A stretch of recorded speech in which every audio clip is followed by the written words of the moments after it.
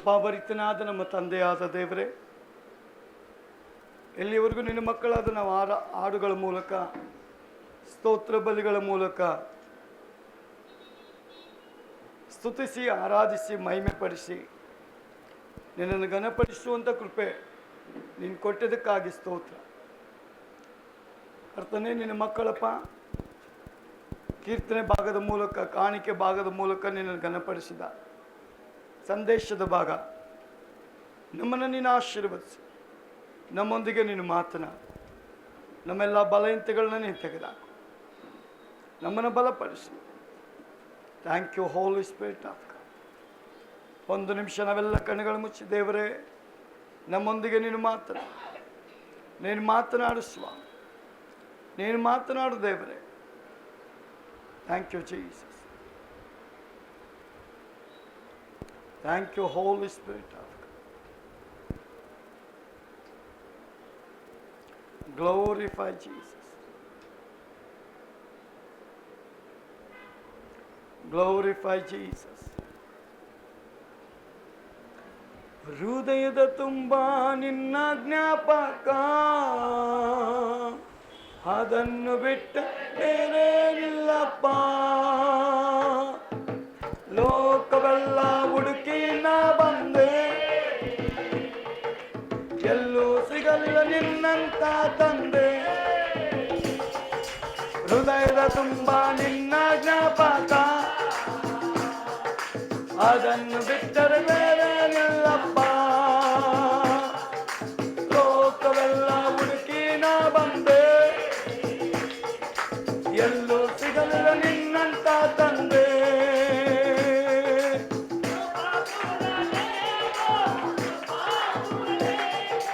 ರೂಪಾಪುರನೇವೋ ರೂಪಾಪುರ ಉಸಿರಿರುವ ದಿನವೆಲ್ಲ ನಾಮ ಆರಾಧನೆ.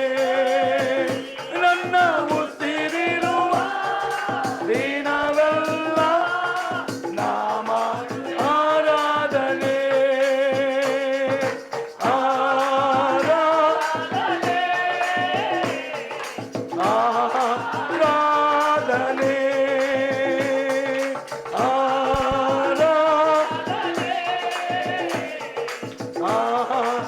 ಆರಾಧನೆ. ನಾನು ಸುಖವಾಗಿ ಬಾಳಬೇಕೆಂದು ನನ್ನನ್ನು ಸೃಷ್ಟಿ ಮಾಡಿದೆ. ನಾನು ನಿನ್ನ ಸ್ತುತಿಸಬೇಕೆಂದು ಹೆಸರಿನಿದು ನೀ ಕರೆದೆ. ನಾನು ನಿನ್ನ ಸ್ತುತಿಸಬೇಕೆಂದು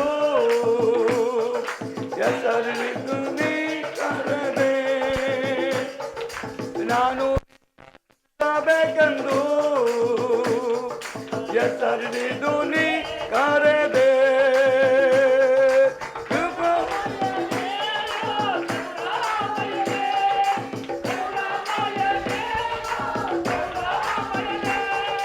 ಉಸಿರಿರುವ ದಿನವೆಲ್ಲ ನಾಮ ಆರಾಧನೆ. ನನ್ನ ಉಸಿರಿರುವ ದಿನವೆಲ್ಲ ನಾಮ ಆರಾಧನೆ. ಆರಾಧನೆ ಆರಾಧನೆ ಆರಾಧನೆ ಆರಾಧನೆ. ಅಬ್ರಹಾಮನ ದೇವರ ನಿನಗೆ ಆರಾಧನೆ. ಇಸಾಕನ ದೇವರ ನಿನಗೆ ಆರಾಧನೆ.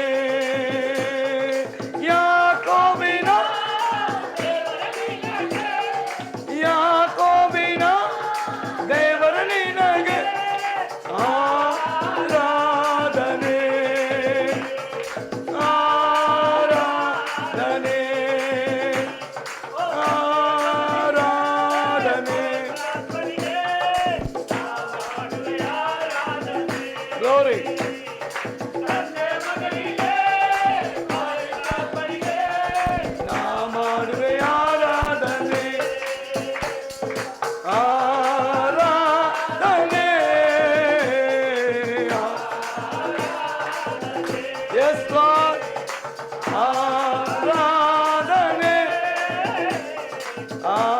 ಆರಾಧನೆ. Thank you Lord. ಹೌದು ಪ್ರಿಯ ದೇವಜನ, ನಮ್ಮ ದೇವರಿಗೆ ನಾವು ಉಸಿರು ಇರುವ ದಿನದ ತನಕ ನಾವು ಆರಾಧನೆ ಮಾಡಬೇಕೆಂಬುದೇ ದೇವರ ಚಿತ್ತ.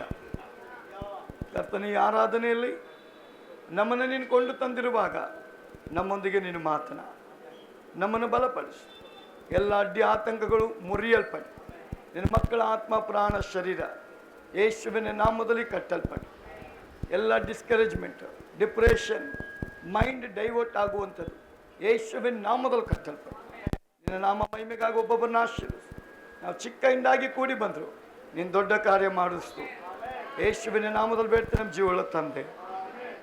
ಆಮೆನ್. ಹಲ್ಲೆಲೂಯಾ. ಎಲ್ಲ ಸಂತೋಷವಾಗಿದ್ದೀರ?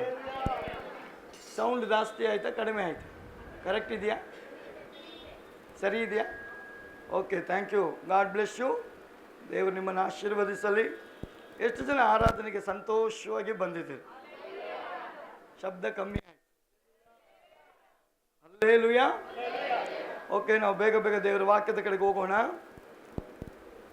ಬೈಬಲ್ನಲ್ಲಿ ನಮಗೆ ಗೊತ್ತಿರೋ ಪ್ರಕಾರ 2 ಪೂರ್ವಕಾಲ 14ನೇ ಅಧ್ಯಾಯ 11ನೇ ವಚನದಲ್ಲಿ ಇಲ್ಲಿ ಒಬ್ಬ ರಾಜ ಇದ್ದಾನೆ. ಆಸನು ತನ್ನ ದೇವರಾದ ಯೆಹೋವನಿಗೆ, ಯೆಹೋವನೇ ಬಲಿಷ್ಠನು ಬಲಹೀನನ ಮೇಲೆ ಬೀಳುವಲ್ಲಿ ನಿನ್ನ ಹೊರತು ರಕ್ಷಕನಿಲ್ಲ. ನಮ್ಮ ದೇವರಾದ ಯೆಹೋವನೇ ನಮ್ಮನ್ನು ರಕ್ಷಿಸು. ನಿನ್ನಲ್ಲಿ ಭರವಸವಿಟ್ಟು ನಿನ್ನ ಹೆಸರಿನಲ್ಲಿ ಈ ಮಹಾ ಸಮೂಹಕ್ಕೆ ವಿರುದ್ಧವಾಗಿ ಯುದ್ಧಕ್ಕೆ ಬಂದೇವಲ್ಲ. ಯೆಹೋವನೇ ನಮ್ಮ ದೇವರು ನೀನು. ನರರು ಎದುರಿಸಿ ನಿನ್ನನ್ನು ಗೆಲ್ಲಬಾರದು ಎಂದು ಮೊರೆ ಇಡಲು ಯೆಹೋವನು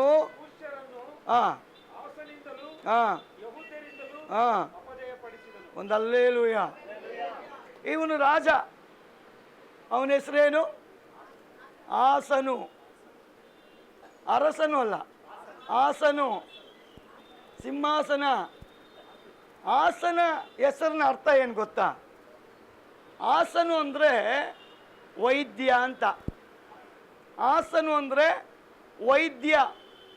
ಇವನು ದೇವರಲ್ಲಿ ಮೊರೆ ಇಡ್ತಾ ಇದ್ದಾನೆ, ಪ್ರಾರ್ಥನೆ ಮಾಡ್ತಾ ಇದ್ದಾನೆ.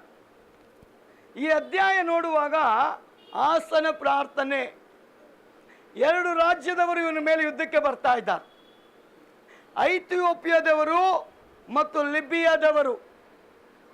ಇವರಿಬ್ಬರು ಯುದ್ಧಕ್ಕೆ ಬರುವಂಥ ಸಂದರ್ಭ, ಯುದ್ಧಕ್ಕೆ ಪ್ರಿಪೇರ್ ಆಗಬೇಕಾದಂಥ ರಾಜ ಯುದ್ಧಕ್ಕೆ ಹೋಗದೆ ಅಕ್ಕಪಕ್ಕದ ರಾಜ್ಯದ ರಾಜರ ಬಳಿ ಹೆಲ್ಪ್ ಕೇಳದೆ, ಅದಕ್ಕೆ ಪ್ರತಿಯಾಗಿ ಆಸನು ಅವನು ಯೋಚನೆ ಮಾಡ್ಕೊಳ್ತಾನೆ, ನಾನು ಯುದ್ಧ ಮಾಡೋದ್ರಿಂದ ನನಗೆ ಜಯ ಸಿಗುತ್ತಾ, ನಿಜವಾಗ್ಲೂ ನನಗೆ ಜಯ ಲಭಿಸುತ್ತಾ ಅಂತ ಒಂದು ಭಯ ಅವನಲ್ಲಿ ಆವರಿಸ್ಕೊಳ್ತದೆ. ಯಾಕೆ ಆ ಭಯ ಅವನಲ್ಲಿ ಬಂತು ಅಂದರೆ, ಸತ್ಯವೇದದ ಪ್ರಕಾರ ಆಸನ ಬಳಿಯಲ್ಲಿರುವಂಥ ಸೈನಿಕರು 5,85,000 ಜನ. ಆದರೆ ಇವನ ಮೇಲೆ ಬರ್ತಾ ಇರುವಂಥ ರಾಜರು, ಯುದ್ಧಕ್ಕೆ ಬರುವಂಥ ಸೈನಿಕರು ಎಷ್ಟಪ್ಪ ಅಂದರೆ 10 ಲಕ್ಷ ಜನ. 10 ಲಕ್ಷ ಜನ ಬರುವಾಗ ಇವನಿಗೆ ಒಂದೇ ಭಯ, ನಾನು ಯುದ್ಧ ಮಾಡಿ ಗೆಲ್ಲಕ್ಕಾಗುತ್ತಾ, ಯುದ್ಧ ಮಾಡಿ ನಾನು ಗೆಲ್ಲಕ್ಕಾಗುತ್ತಾ. ಅದಕ್ಕೆ ಪ್ರತಿಯಾಗಿ ಯುದ್ಧದ ಸಂದರ್ಭದಲ್ಲಿ, ಇಕ್ಕಟ್ಟು ಬಿಕ್ಕಟ್ಟಿನ ಸಂದರ್ಭದಲ್ಲಿ, ಒಂದು ಭಯದ ವಾತಾವರಣದ ಸಂದರ್ಭದಲ್ಲಿ ಒಬ್ಬ ಅರಸ ಅವನು ತೆಗೆದುಕೊಳ್ಳತಕ್ಕ ತೀರ್ಮಾನ ಏನಪ್ಪ ಅಂದರೆ, ನಾನು ಯುದ್ಧ ಮಾಡಿ ಸೋಲುವುದಕ್ಕಿಂತ ಯುದ್ಧದಲ್ಲಿ ಜಯ ಕೊಡುವ ದೇವರ ಬಳಿಗೆ ಹೋಗಿ ಮೊರೆ ಇಡುವುದಾದರೆ, ನಾನು ಪ್ರಾರ್ಥನೆ ಕೇಳುವ ದೇವರು ನನ್ನನ್ನು ಖಂಡಿತವಾಗ್ಲೂ ಬಿಡುಗಡೆ ಮಾಡ್ತಾನೆ ಅಂತ ಆಸನೇನು ಮಾಡ್ತಾನೆ, ದೇವರನ್ನು ಹುಡುಕಲಿಕ್ಕೆ ಪ್ರಾರಂಭ ಮಾಡ್ತಾನೆ. ದೇವರ ಸನ್ನಿಧಾನಕ್ಕೆ ಬಂದಿದ್ದಾನೆ, ದೇವರ ಸಮ್ಮುಖದಲ್ಲಿ ಬಂದಿದ್ದಾನೆ, ದೇವರನ್ನ ಅವನು ಪ್ರೀತಿ ಮಾಡಲಿಕ್ಕೆ ಪ್ರಾರಂಭ ಮಾಡಿದ್ದಾನೆ. ಈ ಆಸನು ಚರಿತ್ರೆಯ ಪ್ರಕಾರವಾಗಿ 6ನೇ ಅರಸ. ಮೊದಲನೇ ಅರಸ ಯಾರ್ರೀ? ಬೈಬಲ್ ಹೇಳ್ತದೆ, ಮೊದಲನೇ ಅರಸ ಸೌಲ, ಎರಡನೇ ಅರಸ ದಾವೀದ, ಮೂರನೇ ಅರಸ ಸೊಲೊಮನ್, ನಾಲ್ಕನೇ ಅರಸ ಯಾರು ರೆಹಬಾಮ್, ಐದನೇವನು ಯಾರಪ್ಪ ಅಂದ್ರೆ ಅಬಿಯ, ಆರನೇವನೇ ಆಸನ್. ಈ ಆಸನು ಅವನ ಚರಿತ್ರೆ ಹೇಳ್ತದೆ, ದೇವರನ್ನು ಯಾವಾಗ ನೋಡಿ ಪ್ರೀತಿ ಮಾಡಿ ನಂಬಿಕೆ ಇಟ್ಟು ದೇವರನ್ನ ಫಾಲೋ ಮಾಡೋಕ್ಕೆ ಪ್ರಾರಂಭ ಮಾಡಿದ್ನು, 10 ವರ್ಷಗಳ ಕಾಲ ಅವನ ದೇಶದಲ್ಲಿ ಸಮಾಧಾನ ಇತ್ತಂತೆ, ನೆಮ್ಮದಿ ಇತ್ತಂತೆ, ಶಾಂತಿ ಇತ್ತಂತೆ, ಒಬ್ಬ ಶತ್ರು ಎದ್ದಿರಲಿಲ್ಲಂತೆ. 41 ವರ್ಷಗಳ ಕಾಲ ಅವನು ರಾಜ್ಯಭಾರ ಮಾಡಿದ್ದಾನೆ. 41 ವರ್ಷಗಳ ಕಾಲ ರಾಜ್ಯ ಮಾಡಲ್ಪಟ್ಟಂತ ಆಸನ ಚರಿತ್ರೆ ಹೇಳ್ತದೆ, 10 ವರ್ಷಗಳ ಕಾಲ ಅವನಿಗೆ ಶತ್ರುನೇ ಇರಲಿಲ್ಲ. ನೆಮ್ಮದಿಯಾದ ಜೀವಿತ, ಸಮಾಧಾನವಾದ ಒಂದು ಜೀವಿತ ಮಾಡಿಕೊಂಡು ಬಂದಂತ ಆಸನು ಅವನು ಹೇಳ್ತಾನೆ, 10 ವರ್ಷಗಳ ಕಾಲ ಯಾವ ತೊಂದರೆಗೆ ಇಲ್ಲದಂತ ನನ್ನ ಮೇಲೆ ಸಡನ್ ಆಗಿ ಸಮಸ್ಯೆ ಎದ್ದಿದೆಯಲ್ಲ. ಐಥಿಯೋಪಿಯಾದವರು, ಲಿಬಿಯಾದವರು ಯುದ್ಧ ಮಾಡಲಿಕ್ಕೆ ಬರುವಾಗ ಅಕ್ಕಪಕ್ಕ ರಾಜ್ಯದ ಬಳಿಗೆ ಹೋಗಿ ನನಗೆ ಹೆಲ್ಪ್ ಮಾಡಿ ಅಂತ ಕೇಳೋದಕ್ಕೆ ಬದಲಾಗಿ ಅವನೇನ್ ಮಾಡ್ತಾ ಇದ್ದಾನೆ, ದೇವರ ಸಮ್ಮುಖವನ್ನ, ದೇವರ ಸನ್ನಿಧಾನವನ್ನ, ದೇವರ ಪ್ರಸನ್ನತೆಯನ್ನ, ದೇವರ ಮೇಲೆ ನಂಬಿಕೆ ಇಟ್ಟವನಾಗಿ ದೇವರ ಮುಂದೆ ಮೊರೆ ಇಡ್ತಾ ಇದ್ದಾನೆ. ದೇವರೇ, ಬಲಹೀನನ ಮೇಲೆ ಬಲಿಷ್ಠನು, ಯುದ್ಧ ಮಾಡುವುದಾದ್ರೆ ಅದರಿಂದ ಅವನು ಜಯಿಸೋಕೆ ಆಗೋದಿಲ್ಲ, ಆದ್ರೆ ನನ್ನ ನಂಬಿಕೆ ಬಲಹೀನನ ಮೇಲೆ ಬಲಿಷ್ಠನು ಬರುವಾಗ ಅವರಿಂದ ಬಿಡಿಸಲು ನೀನು ಶಕ್ತನು, ನಿನ್ನಿಂದ ಸಾಧ್ಯ, ನಿನ್ನ ಮಕ್ಕಳನ್ನು ನೀನು ಸೋಲಕ್ಕೆ ಬಿಡಲ್ಲ.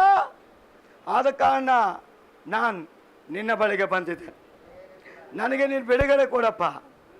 ಪ್ರಿಯ ಸಹೋದರ ಸಹೋದರಿಯೇ, ದೇವರ ವಾಕ್ಯ ಹೇಳ್ತದೆ, ಆದ ಕಾರಣ ದೇವರ ಸನ್ನಿಧಿ ಅವನು ಅಪೇಕ್ಷೆ ಪಟ್ಟಿದ್ದಾನೆ. ಆಸಕ್ತಿಯಿಂದ, ನಿರೀಕ್ಷೆಯಿಂದ, ನಂಬಿಕೆಯಿಂದ, ವಿಶ್ವಾಸದಿಂದ ನೀವು ಪ್ರಾರ್ಥನೆ ಮಾಡೋದಾದ್ರೆ, ನೀತಿವಂತನ ಪ್ರಾರ್ಥನೆಯನ್ನು ದೇವರು ತಳ್ಳಲ್ಲ. ನೀತಿವಂತನ ಪ್ರಾರ್ಥನೆ ಬಹಳ ಬಲವುಳ್ಳ, ಬಹಳ ಪವರ್ಫುಲ್. ಅದಕ್ಕೆ ನೀತಿವಂತನ ಪ್ರಾರ್ಥನೆ ಶಕ್ತಿಯಿಂದ ಕೂಡಿರುತ್ತೆ. ನೀತಿವಂತನ ಬೀಳ್ತಾನೆ, ತಿರುಗಿ ಎದ್ದು ನಿಂತ್ಕೊಳ್ತಾನೆ. ನೀತಿವಂತನ ಬಿದ್ದೋಗ್ತಾನೆ, ತಿರುಗಿ ಎದ್ದು ಹೋಗ್ತಾನೆ. ಕಾರಣ ಏನಂದ್ರೆ, ನೀತಿವಂತನ ವಿಷಯದಲ್ಲಿ ದೇವರು ಆಸಕ್ತಿ ಉಳ್ಳವನಾಗಿದ್ದಾನೆ. ಅವರ ಪ್ರಾರ್ಥನೆಯನ್ನು ರಿಜೆಕ್ಟ್ ಮಾಡಲ್ಲ, ಅವ್ರ ಪ್ರಾರ್ಥನೆಗೆ ದೇವರು ಸದುತ್ತರ ಕೊಡ್ತಾನೆ. ದೇವರ ವಾಕ್ಯ ಹೇಳ್ತದೆ, ಆಸನು ದೇವರ ಸಮ್ಮುಖದಲ್ಲಿ ಪ್ರಾರ್ಥನೆ ಮಾಡಿದ್ದಾನೆ. ಇವತ್ತು ನಿನ್ನ ಪ್ರಾರ್ಥನೆಯನ್ನು ದೇವರು ತಳ್ಳೋದಿಲ್ಲ, ತಿರಸ್ಕರಿಸೋದಿಲ್ಲ. ಆಸಕ್ತಿಯಿಂದ ಮಾಡುವುದಾದರೆ, ನಂಬಿಕೆಯಿಂದ ಮಾಡುವುದಾದರೆ, ನಿರೀಕ್ಷೆಯಿಂದ ಮಾಡುವುದಾದರೆ ನಿನ್ನ ಪ್ರಾರ್ಥನೆಯ ಪ್ರತಿಫಲ ನಮ್ಮ ದೇವರು ಕೊಡಲಿಕ್ಕೆ ಶಕ್ತನಾಗಿದೆ. ಹಲ್ಲೆಲೂಯಾ. ಎಷ್ಟು ಜನ ಬಿಲೀವ್ ಮಾಡ್ತೀರಾ? ನಮ್ಮ ಪ್ರಾರ್ಥನೆಗೆ ಉತ್ತರ ಇದೆ. ನಮ್ಮ ಪ್ರಾರ್ಥನೆಗೆ ಉತ್ತರ ಇದೆಯಾ ಇಲ್ಲ?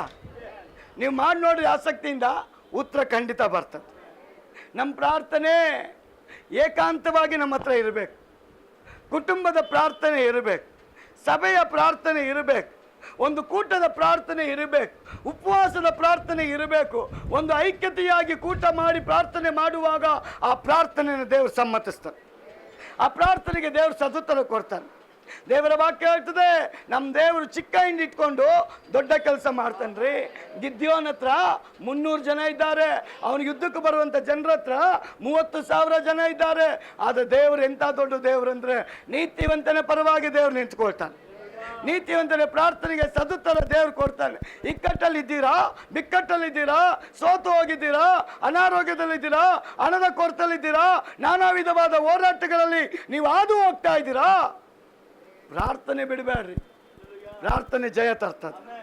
ಗಿದ್ಯೋನ್ ದೇವರು ಹೇಳಿದ್ರು, ಭಯ ಪಡಬೇಡ ಗಿದ್ಯೋನ್, ಅವರ ಪರವಾಗಿ ದೊಡ್ಡ ಜನಾಂಗನೇ ಇರಬಹುದು, ದೊಡ್ಡ ಲೆಕ್ಕವಿಲ್ಲದ್ದು ಸೈನಿಕರು ಇರಬಹುದು, ಅದನ್ನು ನೋಡಬೇಡ, ನಾನು ನಿನ್ನ ಪರವಾಗಿದ್ದೇನೆ, ನಾನು ನಿನಗೆ ಜಯ ಕೊಡ್ತೇನೆ. 300 ಜನ ನೋಡು, ಅವರು ಬಲಿಷ್ಠ ಮಾಡ್ತೇನೆ, ಅವರ ಶಕ್ತಿನ ನಾನು ಅಧಿಕ ಮಾಡ್ತೇನೆ. ಆ 300 ಜನ 30,000 ಜನರನ್ನ ಹಾಳು ಮಾಡಿಬಿಡ್ತೇನೆ. ಯಾರಿಗೋಸ್ಕರ? ನೀತಿವಂತನ ಪರವಾಗಿ ದೇವರು ನಿಂತ್ಕೊಂಡ್ರೆ. ನಮ್ಮ ಆಪೋಸಿಟ್ ಎಷ್ಟು ಲಕ್ಷ ಜನ ಇದ್ರು ದೇವರು ಜಯವನ್ನು ತಂದು ಕೊಡ್ತಾನೆ. ಆಸನು ಆರಿಸ್ಕೊಂಡಂಥ ಜಾಗ ದೇವರನ್ನ ಹುಡುಕುವಂಥದ್ದು. ದೇವರ ಸನ್ನಿಧಾನವನ್ನು ನಾವಿವತ್ತು ಕಷ್ಟ ಬಂದಾಗ ದೇವರ ಸನ್ನಿಧಾನ ಹುಡುಕ್ತೇವಾ? ಸಮಸ್ಯೆ ಆದಾಗ ದೇವ್ರ ಸನ್ನಿಧಾನ ಹುಡುಕ್ತೇವಾ? ರೋಗಗಳು ಬಂದಾಗ ದೇವ್ರ ಸನ್ನಿಧಾನ ಹುಡುಕ್ತೇವಾ? ತೊಂದರೆಗಳು ಬಂದಾಗ ದೇವ್ರ ಸನ್ನಿಧಾನ ಹುಡುಕ್ತೇವಾ? ದೇವ್ರ ಸನ್ನಿಧಾನವನ್ನು ಹುಡುಕಿ ನೋಡ್ರಿ, ಖಂಡಿತವಾಗ್ಲೂ ನಿಮಗೆ ಪರಿಹಾರ ದೇವ್ರು ಕೊಡ್ತಾನೆ. ಕರ್ತನಲ್ಲಿ ಪಡುವಂಥ ಪ್ರಯಾಸ ವ್ಯರ್ಥ ಆಗೋದೇ ಇಲ್ಲ ಅಂತ ದೇವರಲ್ಲಿ ಒಂದು ಆಮೇಲೆ ಹೇಳ್ರಿ. ಕರ್ತನಲ್ಲಿ ಪಡುವ ಪ್ರಯಾಸ ಏನಾಗೋದಿಲ್ಲ, ನಿಮಗೆ ವ್ಯರ್ಥ ಆಗೋದೇ ಇಲ್ಲ. ಯಾಕಂದ್ರೆ ದೇವರ ವಾಕ್ಯ ಹೇಳ್ತದೆ, ಆಸನು ದೇವರ ಸನ್ನಿಧಾನವನ್ನ ಅಪೇಕ್ಷೆ ಪಟ್ಟು ಅವನು ಪ್ರಾರ್ಥನೆ ಮಾಡ್ತಾ ಇದ್ದಾನೆ. ಏನಂತ ಅಂದರೆ, ದೇವರೇ, ಬಲಿಷ್ಠನು ಬಲಹೀನನ ಮೇಲೆ ಬೀಳುವಲ್ಲಿ ನಿನ್ನ ಹೊರತು ರಕ್ಷಕನ ಯಾರು ಇಲ್ಲಪ್ಪ. ನಿನ್ನ ಹೊರತು ರಕ್ಷಕನ ಯಾರು ಇಲ್ಲವೇ ಇಲ್ಲ. ನಾವ್ಯಾವುದೇ ಬಲಶಾಲಿ ಹತ್ರ ಹೋದ್ರು, ಬಲಿಷ್ಠರ ಬಳಿ ಹೋದ್ರು ಸೋಲು ನಿಶ್ಚಯ. ದೇವರ ಬಳಿಗೆ ಹೋದ್ರೆ ಮಾತ್ರನೇ ಸೋಲು ಜಯವಾಗಿ ಮಾರ್ಪಡೆ. ಯೇಸು ಎಲ್ಲಿದ್ದಾನೋ ಅಲ್ಲಿ ಜಯ. ಆದ ಕಾರಣ ದೇವರ ವಾಕ್ಯ ಹೇಳ್ತದೆ, ಆಸನು ಇಡೀ ರಾಜ್ಯದವರಿಗೆ ಅವ್ರು ಯಾರನ್ನ ಇಂಟ್ರೊಡ್ಯೂಸ್ ಮಾಡಿಕೊಡ್ತಾನೆ ಗೊತ್ತಾ? ಪರಲೋಕದ ದೇವ್ರನ್ನ ಇಂಟ್ರೊಡ್ಯೂಸ್ ಮಾಡಿಕೊಡ್ತಾನೆ. ಮಾತ್ರ ಇಂಟ್ರೊಡ್ಯೂಸ್ ಮಾಡಿಕೊಡಲ್ಲ, ಔಷಧಿನ ಇಂಟ್ರೊಡ್ಯೂಸ್ ಮಾಡಿಕೊಡಲ್ಲ. ಆ ಜನಗಳಿಗೆ ಹೇಳ್ತಾನೆ, ನನ್ನ ದೇವರನ್ನ ನೀವು ಪ್ರಾರ್ಥನೆ ಮಾಡ್ರಿ, ನಿಶ್ಚಯವಾಗಿಯೂ ದೇವರು ಜಯವನ್ನು ತರ್ತಾನೆ. ದಾನಿಯಲ್ ದಿನಕ್ಕೆ 3 ಸಲ ಪ್ರಾರ್ಥನೆ ಮಾಡಿದ್ದಾನ್ರಿ. ಅವನ ಪ್ರಾರ್ಥನೆ ದೇವ್ರು ವ್ಯರ್ಥ ಮಾಡಿಲ್ಲ. ಅವನ ಪ್ರಾರ್ಥನೆಗೆ ದೇವರು ಸದುತ್ತರವನ್ನು ಅನುಗ್ರಹಿಸಿಕೊಟ್ಟಿದ್ದಾನೆ. ಎಷ್ಟು ಜನ ನಂಬ್ತೀರಾ? ನಮ್ಮ ಪ್ರಾರ್ಥನೆ ಬಿದ್ದು ಹೋಗೋದಿಲ್ಲ. ನಮ್ಮ ಪ್ರಾರ್ಥನೆ ನೀತಿವಂತರ ಪ್ರಾರ್ಥನೆ ಆಗಿದ್ರೆ ಆ ಪ್ರಾರ್ಥನೆ ಯಾವತ್ತೂ ಬಿದ್ದೋಗಲ್ಲಮ್ಮ. ಆ ಪ್ರಾರ್ಥನೆಗೆ ಸದುತ್ತರ ಪರಲೋಕದಿಂದ ನಿನಗೋಸ್ಕರ ದೇವರು ಕಳಿಸಿಕೊಡ್ತಾನೆ. ದಾನಿಯಲ್ ಪ್ರಾರ್ಥನೆ ಕೂತಿದ್ದಾನೆ, ದೇವದೂತ ಬಂದ. ದಾನಿಯಲ್, ನಿನ್ನ ಪ್ರಾರ್ಥನೆ ದೇವರು ಕೇಳಿದ್ದಾನೆ, ಅದಕ್ಕೆ ಉತ್ತರ ತೆಗೆದುಕೊಂಡು ನಿನ್ನನ್ನು ಬಲಪಡಿಸೋಕೆ ನಾನು ಬಂದಿದ್ದೀನಿ, ನಿನ್ನನ್ನು ಆಶೀರ್ವದಿಸೋದಕ್ಕೆ ಬಂದಿದ್ದೀನಿ, ನಿನ್ನನ್ನು ಬೂಸ್ಟ್ ಮಾಡೋಕ್ಕೆ ಬಂದಿದ್ದೀನಿ. ನಿನ್ನ ಪ್ರಾರ್ಥನೆ ವ್ಯರ್ಥ ಆಗಲ್ಲ ದಾನಿಯಲ್. ನಿನ್ನ ಪ್ರಾರ್ಥನೆಗೆ ದೇವರು ಆಲ್ರೆಡಿ ಜಯವನ್ನು ಅನುಗ್ರಹಿಸಿಕೊಟ್ಟಿದ್ದಾನೆ. ಒಂದು ಆಮೇಲೆ ಹೇಳ್ರಿ, ಯಾಕೆಂದರೆ ದೇವರ ವಾಕ್ಯ ಹೇಳ್ತದೆ, 2 ಪೂರ್ವಕಾಲ 15 2ನೇ ವಚನ ಓದೋದಾದ್ರೆ,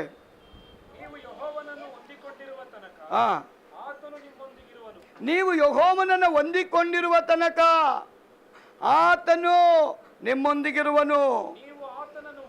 ನೀವು ಆತನನ್ನು ಹುಡುಕಿದರೆ ಒಂದು ಹಲ್ಲೆಲೂಯ. ಇವತ್ತು ಆರಾಧನೆಗೆ ಬಂದಿದ್ರಲ್ಲ, ನೀವು ಯಾರನ್ನ ಹುಡುಕೊಂಡು ಬಂದಿದ್ರಿ? ದೇವರನ್ನ ಹುಡುಕಿ ಬಂದಿದ್ರೆ ನಿಮ್ಮನ್ನ ದೇವ್ರು ಅಂಟ್ಕೊಂಡಿರ್ತಾನಂತೆ. ದೇವರನ್ನು ನೀವು ಹುಡುಕಿ ಬರೋದಾದ್ರೆ ದೇವ್ರು ನಮ್ಮ ಪರವಾಗಿರ್ತಾನೆ. ಯಾವ ರೀತಿ ನಮ್ಮ ಶರೀರದಲ್ಲಿ ನಮ್ಮ ಆತ್ಮ ನೆಲೆಗೊಂಡಿದೆಯೋ ಆ ರೀತಿಯಾಗಿ ದೇವರನ್ನ ಹಿಡ್ಕೊಳ್ಳುವ ದಿನದ ತನಕ ನನ್ನ ದೇವ್ರು ನಮ್ಮ ಜೊತೆ ಇರ್ತಾನೆ.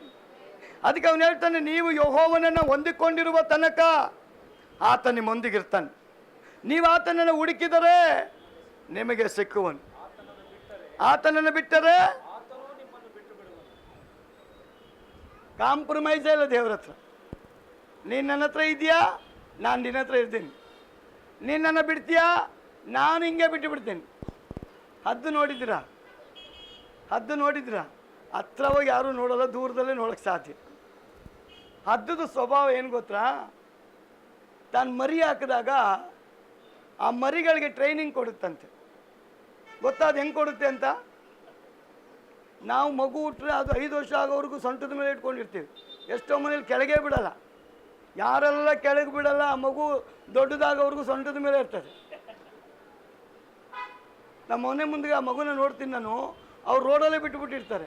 ನಾವು ರೋಡಲ್ಲಿ 5 ವರ್ಷ ಆಗೋವರೆಗೂ ರೋಡಲ್ಲಿರಲಿ, ಮನೇಲಿ ನೆಲದ ಮೇಲೆ ಬಿಡಲ್ಲ. ಯಾರು ಗಟ್ಟಿಯಾಗಿ ಬೆಳಿಬೇಕು ಅಂದರೆ ಅವ್ರು ಕೆಳಗೆ ಬಿಡಬೇಕು. 1 ದಿನ ಅಳುತ್ತೆ ಮಗು, 2 ದಿನ ಅಳುತ್ತೆ, 3ನೇ ದಿನ ಗೊತ್ತಾಗುತ್ತೆ ನಮ್ಮ ಅಪ್ಪ ಅಮ್ಮ ನಾನು ಎತ್ಕೊಳ್ಳಲ್ಲ, ನಾನು ಇಲ್ಲೇ ಇರಬೇಕು ಅಂತ. ಇದು ಕುಯ್ ಅನ್ನಂಗಿಲ್ಲ, 3 ಜನ ಬಂದುಬಿಟ್ಟಿರ್ತಾರೆ. ಪೈ ಅನ್ನಂಗಿಲ್ಲ, 4 ಜನ ಬರ್ತಾರೆ. ಯಾರ್ಯಾರು? ಅಪ್ಪ ಅಮ್ಮ ಜೊತೆಗೆ ಅವರ ಅಪ್ಪ ಅಮ್ಮ ಇದ್ದರೆ, ಇಲ್ಲದೆ ಹೋದರೆ ಅವರಿಬ್ಬರಂತ ನಾವು ಸತ್ರೆ ಅಂತ. ಆದರೆ ಅದೇನು ಮಾಡುತ್ತೆ ಗೊತ್ತಾ? ಮಗು ಹಾಕಿದ ಮೇಲೆ, ಮರಿ ಹಾಕಿದ ಮೇಲೆ ಅದಕ್ಕೆ ಒಂದು ಟ್ರೈನಿಂಗ್ ಕೊಡುತ್ತಂತೆ. ಕೈಯಲ್ಲಿ ಎತ್ಕೊಳ್ಳುತ್ತೆ, ಆ ಮಗು ಖುಷಿ ಆಗುತ್ತೆ, ನಮ್ಮಮ್ಮ ಎತ್ಕೊಂಡ್ಲು ಅಂತ. ನೋಡಿ, ನಿಮ್ಮ ಮಗು ಬೇರೆಯವ್ರ ಕೈಗೆ ಓಡಲಿ ಅಳುತ್ತೆ. ತಾಯಿ ತಂದೆ ಕೈಗೆ ಬಂದರೆ ಮಗು ಅಳೋದು ನಿಲ್ಲಿಸುತ್ತೆ. ಅದಕ್ಕೆ ಸ್ಪರ್ಶ ಗೊತ್ತಾಗುತ್ತೆ ಇವ್ರು ನಮ್ಮವ್ರೆ ಅಂತ. ಹದ್ದು ಎತ್ಕೊಂಡಾಗ ಮರಿನ ಅದು ಖುಷಿ, ನಮ್ಮಮ್ಮ ಎತ್ಕೊಂಡ್ಬಿಡ್ತು ಅಂತ. ಅದು ಎತ್ಕೊಂಡು ಆರುವಾಗ ಇನ್ನೂ ಖುಷಿ, ಎಲ್ಲ ತೋರಿಸ್ತಾ ಇದೆ ಅಂತ. ದೂರ ಎತ್ಕೊಂಡು ಹೋಗಿ ಆ ಮರಿನ ಎರಡು ಕೈ ಬಿಟ್ಟು ಬಿಡುತ್ತಂತ ಹದ್ದು. ಆವಾಗ ಪ್ರಾಣ ಹೋಗೋಷ್ಟು ಭಯ ಹದ್ದಿಗೆ ಮರಿಗೆ, ನಮ್ಮಮ್ಮ ಎತ್ಕೊಂಡು ಕೈ ಬಿಟ್ಟು ಬಿಟ್ರಲ್ಲ ಅಂತ.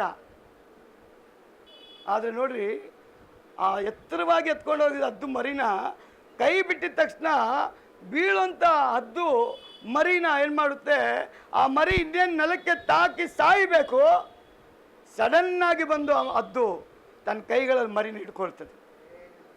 ಟ್ರೈನಿಂಗ್ ಹೆಂಗೆ ಕೊಡ್ತಾ ಇದೆ ಅಂದರೆ, ಮೊದಲನೇದಾಗಿ ಆ ಭಯನ ತೆಗೀತದೆ, ಎರಡನೇದಾಗಿ ಅದನ್ನು ಕಲಿಸ್ಕೊಡ್ತದೆ. ತಾನು ರೆಕ್ಕೆ ಬಿಚ್ಚಿ ಹಾರೋದು ಕಲಿಯೋವರೆಗೂ ಆ ತಾಯಿ ಬಿಡಲ್ಲ.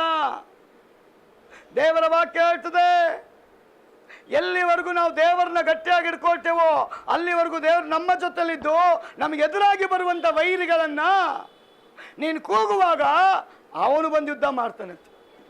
ಅದಕ್ಕೆ ದೇವರು ಹೇಳ್ತಾನೆ, ಯುದ್ಧ ನಂದು, ಜಯ ನಿಮಗೆ ಕೊಟ್ಟಿದ್ದೀನಿ.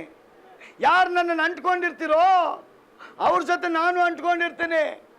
ಎಷ್ಟೋ ಮಕ್ಕಳು ತಂದೆ ತಾಯಿನ ಬಿಟ್ಟು ಆಚೆ ಬರಲ್ಲ, ಅಂಟ್ಕೊಂಡೇ ಇರ್ತವೆ, ಅಮ್ಮ ಅಪ್ಪ ಅಮ್ಮ ಅಪ್ಪ ಅಮ್ಮ ಅಪ್ಪ ಅಂದ್ಕೊಂಡು. ಆದ್ರೆ ಧೈರ್ಯ ಬರಲ್ಲ ಅವಕ್ಕೆ. ಅದು ದೇವರ ವಾಕ್ಯ ಹೇಳ್ತದೆ, ದೇವರ ವಾಕ್ಯವನ್ನು ಕಲಿಯಲ್ಪಟ್ಟ ನೀನು, ದೇವರನ್ನ ಕಂಡುಕೊಂಡಂತ ನೀನು, ದೇವರನ್ನ ಹುಡುಕುವಂತ ನೀನು, ದೇವರ ಸನ್ನಿಧಾನವನ್ನು ಕಾಣುವಂತ ನೀನು ಯಾವಾಗ ಮೊರೆ ಇಡ್ತೀಯೋ, ನಿನ್ನ ಮೊರೆಯನ್ನು ಯಾರು ಕೇಳಲಿಲ್ಲ ಅಂದ್ರು ನನ್ನ ದೇವ್ರು ಕೇಳ್ತಾನೆ.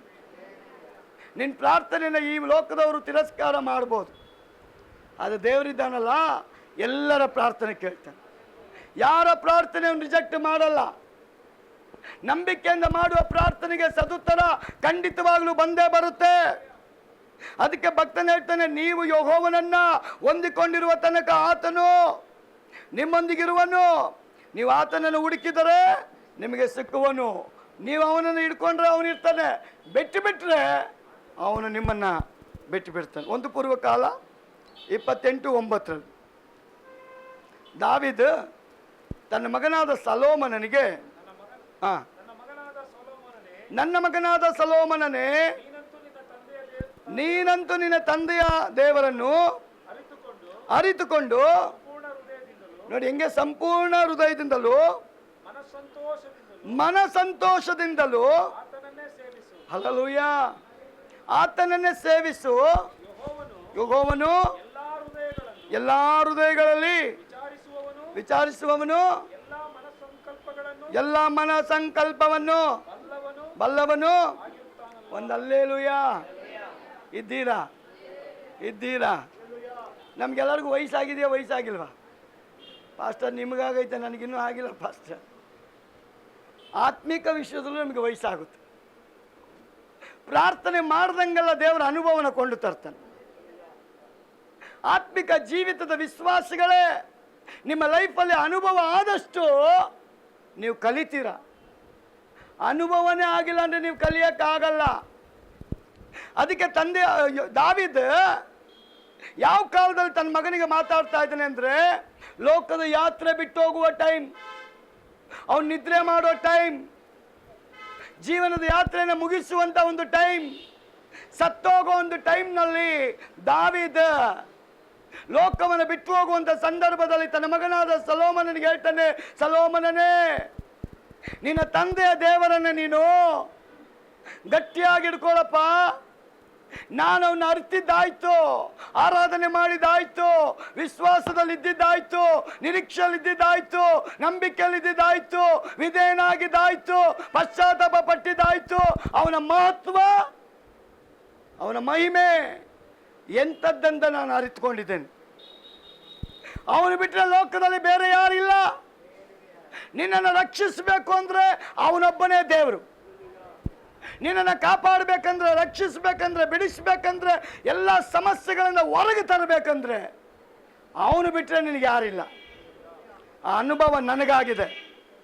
ಆದ ಕಾರಣ ನಿನ್ನ ತಂದೆ ದೇವರನ್ನು ನೀನು ಗಟ್ಟಿಯಾಗಿ ಹಿಡ್ಕೋ. ನೀನು ಯಾವಾಗ ಗಟ್ಟಿಯಾಗಿ ಹಿಡ್ಕೊಳ್ತೀಯೋ ಅವನು ನಿನ್ನ ಜೊತೆ ಇರ್ತಾನೆ. ಒಂದು ವೇಳೆ ನೀನು ಬಿಟ್ಟು ಬಿಟ್ಟರೆ ಅವನು ನಿನ್ನನ್ನು ಬಿಟ್ಟು ಬಿಡ್ತಾನೆ. ಪ್ರಿಯ ಸಹೋದರಿ, ಅನುಭವದೊಂದಿಗೆ ದಾವೀದು ತನ್ನ ದೇವರನ್ನ ತನ್ನ ಮಗನಾದ ಸೊಲೊಮೋನನಿಗೆ ಪರಿಚಯ ಮಾಡಿಸ್ಕೊಡ್ತಾ ಇದ್ದಾನೆ. ಇವತ್ತು ನಾವು ದೇವರ ಸಮ್ಮುಖದಲ್ಲಿ ನಾವು ಕಲಿಯುವಾಗ ನಮ್ಮ ಕುಟುಂಬ ಅದನ್ನು ಕಲಿಯುತ್ತೆ, ನಮ್ಮ ಮಕ್ಕಳು ಅದನ್ನು ಕಲಿತಾರೆ. ನಾವು ದೇವರನ್ನ ಘನಪಡಿಸುವಾಗ ದೇವರು ನಮ್ಮನ್ನು ಘನಪಡಿಸ್ತಾನೆ. ಯಾಕಂದ್ರೆ ದೇವರ ವಾಕ್ಯ ಹೇಳ್ತದೆ, ನನ್ನನ್ನು ನೀವು ಸನ್ಮಾನ ಮಾಡಿದ್ರೆ ನಾನು ನಿಮ್ಮನ್ನು ಸನ್ಮಾನ ಮಾಡ್ತೇನೆ. ಎಲ್ಲಿ ಆರಾಧನೆ ಇರ್ತದೋ ಅಲ್ಲಿ ದೇವರು ಇಳಿದು ಬರ್ತಾನೆ, ಎಲ್ಲಿ ಸ್ತುತಿ ಇರ್ತದೋ ಅಲ್ಲಿ ದೇವರು ವಾಸ ಮಾಡ್ತಾನೆ. ಆಸನು ತೀರ್ಮಾನ ಮಾಡ್ದ, ಬೇರೆ ರಾಜರನ್ನ ಕರ್ಕೊಂಡು ಹೋದ್ರೆ ಸುಮ್ಮನೆ ಅವ್ರಿಗೇನು ಕೊಡ್ಬೇಕು? ನಾನು ಹೇಳ್ರಿ, ಬೇರೆಯವ್ರನ್ನ ಕರ್ಕೊಂಡ್ರೆ ಏನು ಕೊಡಬೇಕು? ಸೋತ್ರೆ ನನ್ನ ಜೀವ ಕೊಡಬೇಕು, ಗೆದ್ರೆ ಬೆಳ್ಳಿ ಬಂಗಾರ ಚಿನ್ನ ವೈಡೂರ್ಯ ಏನೆಲ್ಲ ಕತ್ತಿರ್ತೀನಿ ಅದರಲ್ಲಿ ಒಂದು ಪಾಲು ಕೊಡಬೇಕು ಅವ್ರಿಗೆ. ಯಾರಿಗೆ? ಕರ್ಕೊಂಡೋದ ರಾಜನಿಗೆ. ಅವನು ಜೀವ ಒತ್ತೆ ಇಟ್ಟು ಬರ್ತಾನಲ್ಲ, ಅವನಿಗೇನಾದರೂ ಕೊಡಬೇಕು. ಆದರೆ ಆಸನ ಏನು ಮಾಡ್ತಾನೆ ಅಂದರೆ, ಯಾರನ್ನೂ ಕರೆಯೋದು ಬೇಡ, ನನ್ನ ನಂಬಿಕೆಯಿಂದ ಪ್ರಾರ್ಥನೆ ಮಾಡೋದಾದರೆ ನನ್ನ ದೇವರೇ ಇಳಿದು ಬರ್ತಾನೆ. ಇಳಿದು ಬಂದು ದೇವರನ್ನು ಮಾಡ್ತಾನೆ, ನೀತಿವಂತರ ಪರವಾಗಿ ಯುದ್ಧ ಮಾಡಿ ಜಯವನ್ನು ಅನುಗ್ರಹಿಸ್ಕೊಡ್ತಾನೆ. ಅದಕ್ಕೆ ಆ ನಂಬಿಕೆಯಲ್ಲಿ ಬಂದಂಥ ಆಸನ ಏನು ಮಾಡ್ತಾನೆ ಗೊತ್ತಾ? ಅವನಿಗೆ ಯುದ್ಧ ಜಯ ಬಂದ್ಬಿಡ್ತು. ಯುದ್ಧದಲ್ಲಿ ಅವನಿಗೆ ಸೋಲಾಗೋದಿಲ್ಲ. ಅವ್ರೇನು 10 ಲಕ್ಷ ಜನ ಬಂದರು ನೋಡ್ರಿ, ಆ 10 ಲಕ್ಷ ಜನನ ದೇವರು ತನ್ನ ಭಕ್ತನಿಗೋಸ್ಕರ ಅವರಿಗೆ ಅಪಜಯವನ್ನು ಉಂಟು ಮಾಡಿ ನೀತಿವಂತನಿಗೆ ಜಯವನ್ನು ಉಂಟು ಮಾಡ್ತಾನೆ. ಜಯ ಉಂಟಾದಂಥ ಆಸನ ಏನು ಮಾಡ್ತಾ ಇದ್ದಾನೆ ಗೊತ್ತಾ? ಆ ದೇವರನ್ನು ಮಹಿಮೆ ಪಡಿಸ್ತಾ ಇದ್ದಾನೆ, ದೇವರನ್ನ ಘನಪಡಿಸ್ತಾ ಇದ್ದಾನೆ, ದೇವರನ್ನ ಆಡಿ ಹೊಗಳ್ತಾ ಇದ್ದಾನೆ. ಅದಕ್ಕೆ ದೇವರ ವಾಕ್ಯ ಹೇಳ್ತದೆ, 2 ಪೂರ್ವಕಾಲ 15:12 ಅವನೇನು ಮಾಡ್ತಾನೆ? ತನ್ನ ಪ್ರಜೆಗಳಿಗೆಲ್ಲ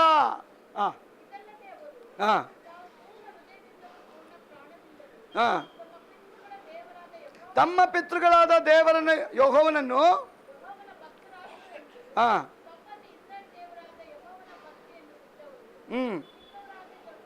ಚಿಕ್ಕವರಾಗಲಿ ದೊಡ್ಡವರಾಗಲಿ, ಗಂಡಸರಾಗಲಿ ಹೆಂಗಸರಾಗಲಿ, ಅವರೆಲ್ಲರೂ ಏನು ಮಾಡಲಿಲ್ಲ ಅಂದರೆ ಕೊಲ್ಲುವೊಂದು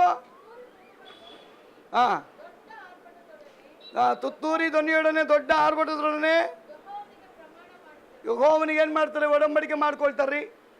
ದೇವರಿಗೆ ಸ್ತೋತ್ರ. ಯಾವಾಗ ಜಯ ಸಿಕ್ತು ನೋಡಿ, ಅವರೊಂದು ತೀರ್ಮಾನ ಮಾಡ್ತಾರೆ, ನೋಡ್ರಪ್ಪ ಇಡೀ ರಾಜ್ಯದ ಜನ ನನ್ನ ದೇವರನ್ನ ಬಿಟ್ಟು ಬೇರೆ ಯಾರನ್ನಾದರೂ ನೀವು ಆರಾಧನೆ ಮಾಡಿದ್ರೆ ಅವನು ಓಪನ್ ಡಿಕ್ಲೇರ್ ಕೊಡ್ತಾನ್ರಿ.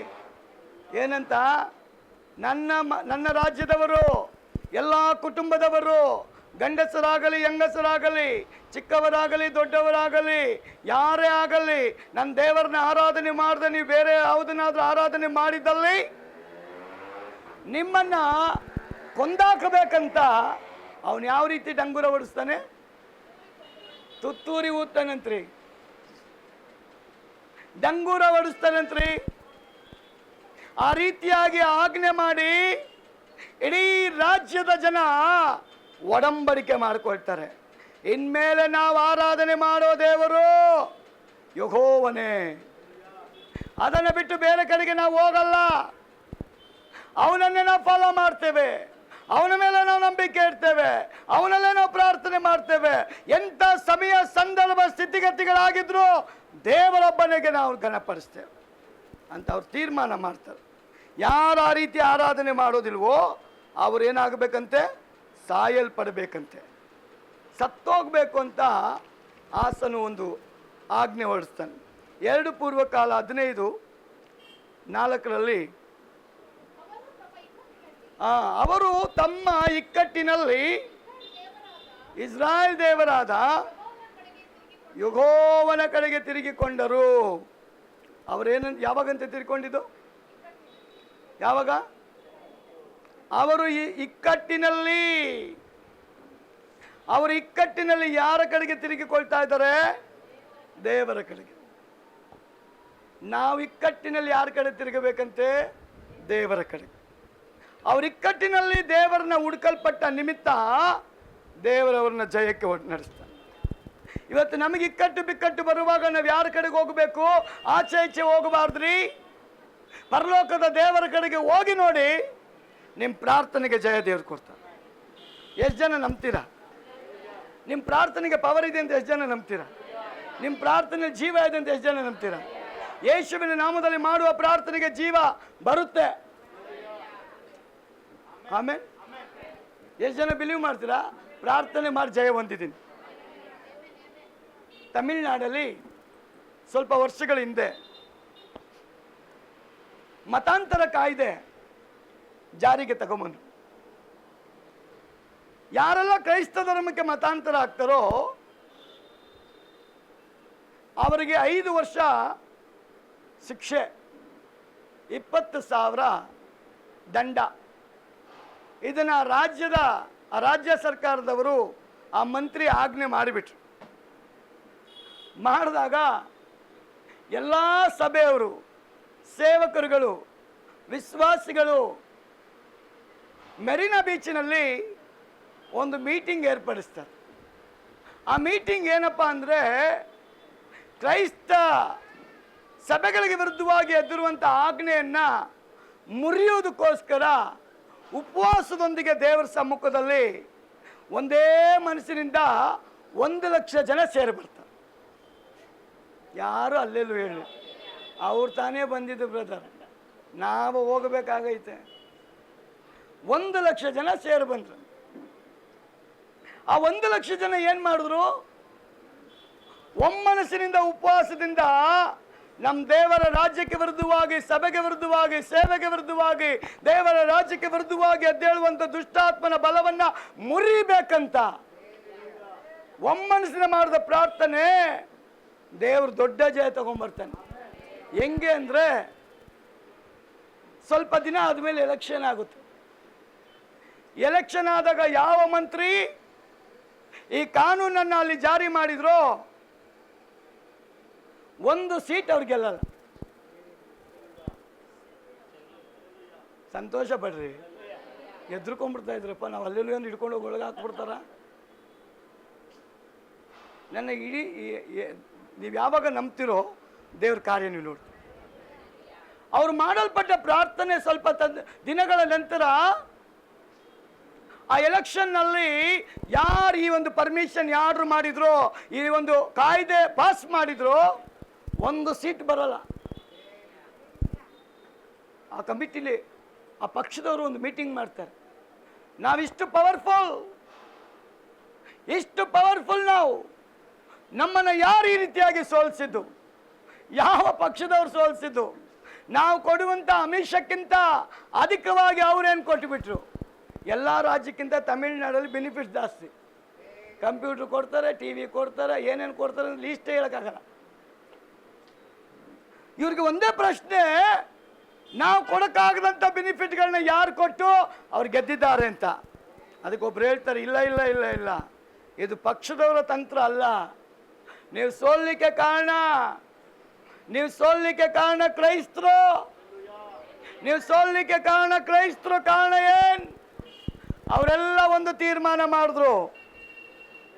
ನಿಮ್ಮ ಅಧಿಕಾರದಲ್ಲಿ ನೀವು ಮತಾಂತರ ಕಾಯ್ದೆ ತಗೊಂಡ್ಬಂದ್ರಲ್ಲ, ಅವರೆಲ್ಲ ನಿಮ್ಮ ಹತ್ರ ಬಂದು ರಿಕ್ವೆಸ್ಟ್ ಕೊಟ್ಟಿಲ್ಲ ತೆಗೀರಿ ಅಂತ, ಪ್ರಧಾನಮಂತ್ರಿ ಹತ್ರ ಹೋಗಿಲ್ಲ ತೆಗೀರಿ ಅಂತ, ರಾಷ್ಟ್ರಪತಿ ಹತ್ರ ಹೋಗಿಲ್ಲ ತೆಗೀರಿ ಅಂತ. ಅವರೆಲ್ಲರೂ ಒಮ್ಮನಸ್ಸಿನ ಅವ್ರ ದೇವರ ಹತ್ರ ಹೋದ್ರು. ಅವ್ರ ದೇವರ ಹತ್ರ ಹೋದ ನಿಮಿತ್ತವಾಗಿ ಅವರಿಗೆ ಸಿಕ್ಕ ಜಯ. ಅವ್ರ ದೇವರವ್ರ ಪ್ರಾರ್ಥನೆ ಕೇಳಿಬಿಟ್ಟ, ಅವರಿಗೆ ಜಯ ಅನುಗ್ರಹಿಸಿಕೊಟ್ಟ. ಆದ ಕಾರಣ ಇವತ್ತು ಸೋಲಿಗೆ ಕಾರಣ ಇದೆ.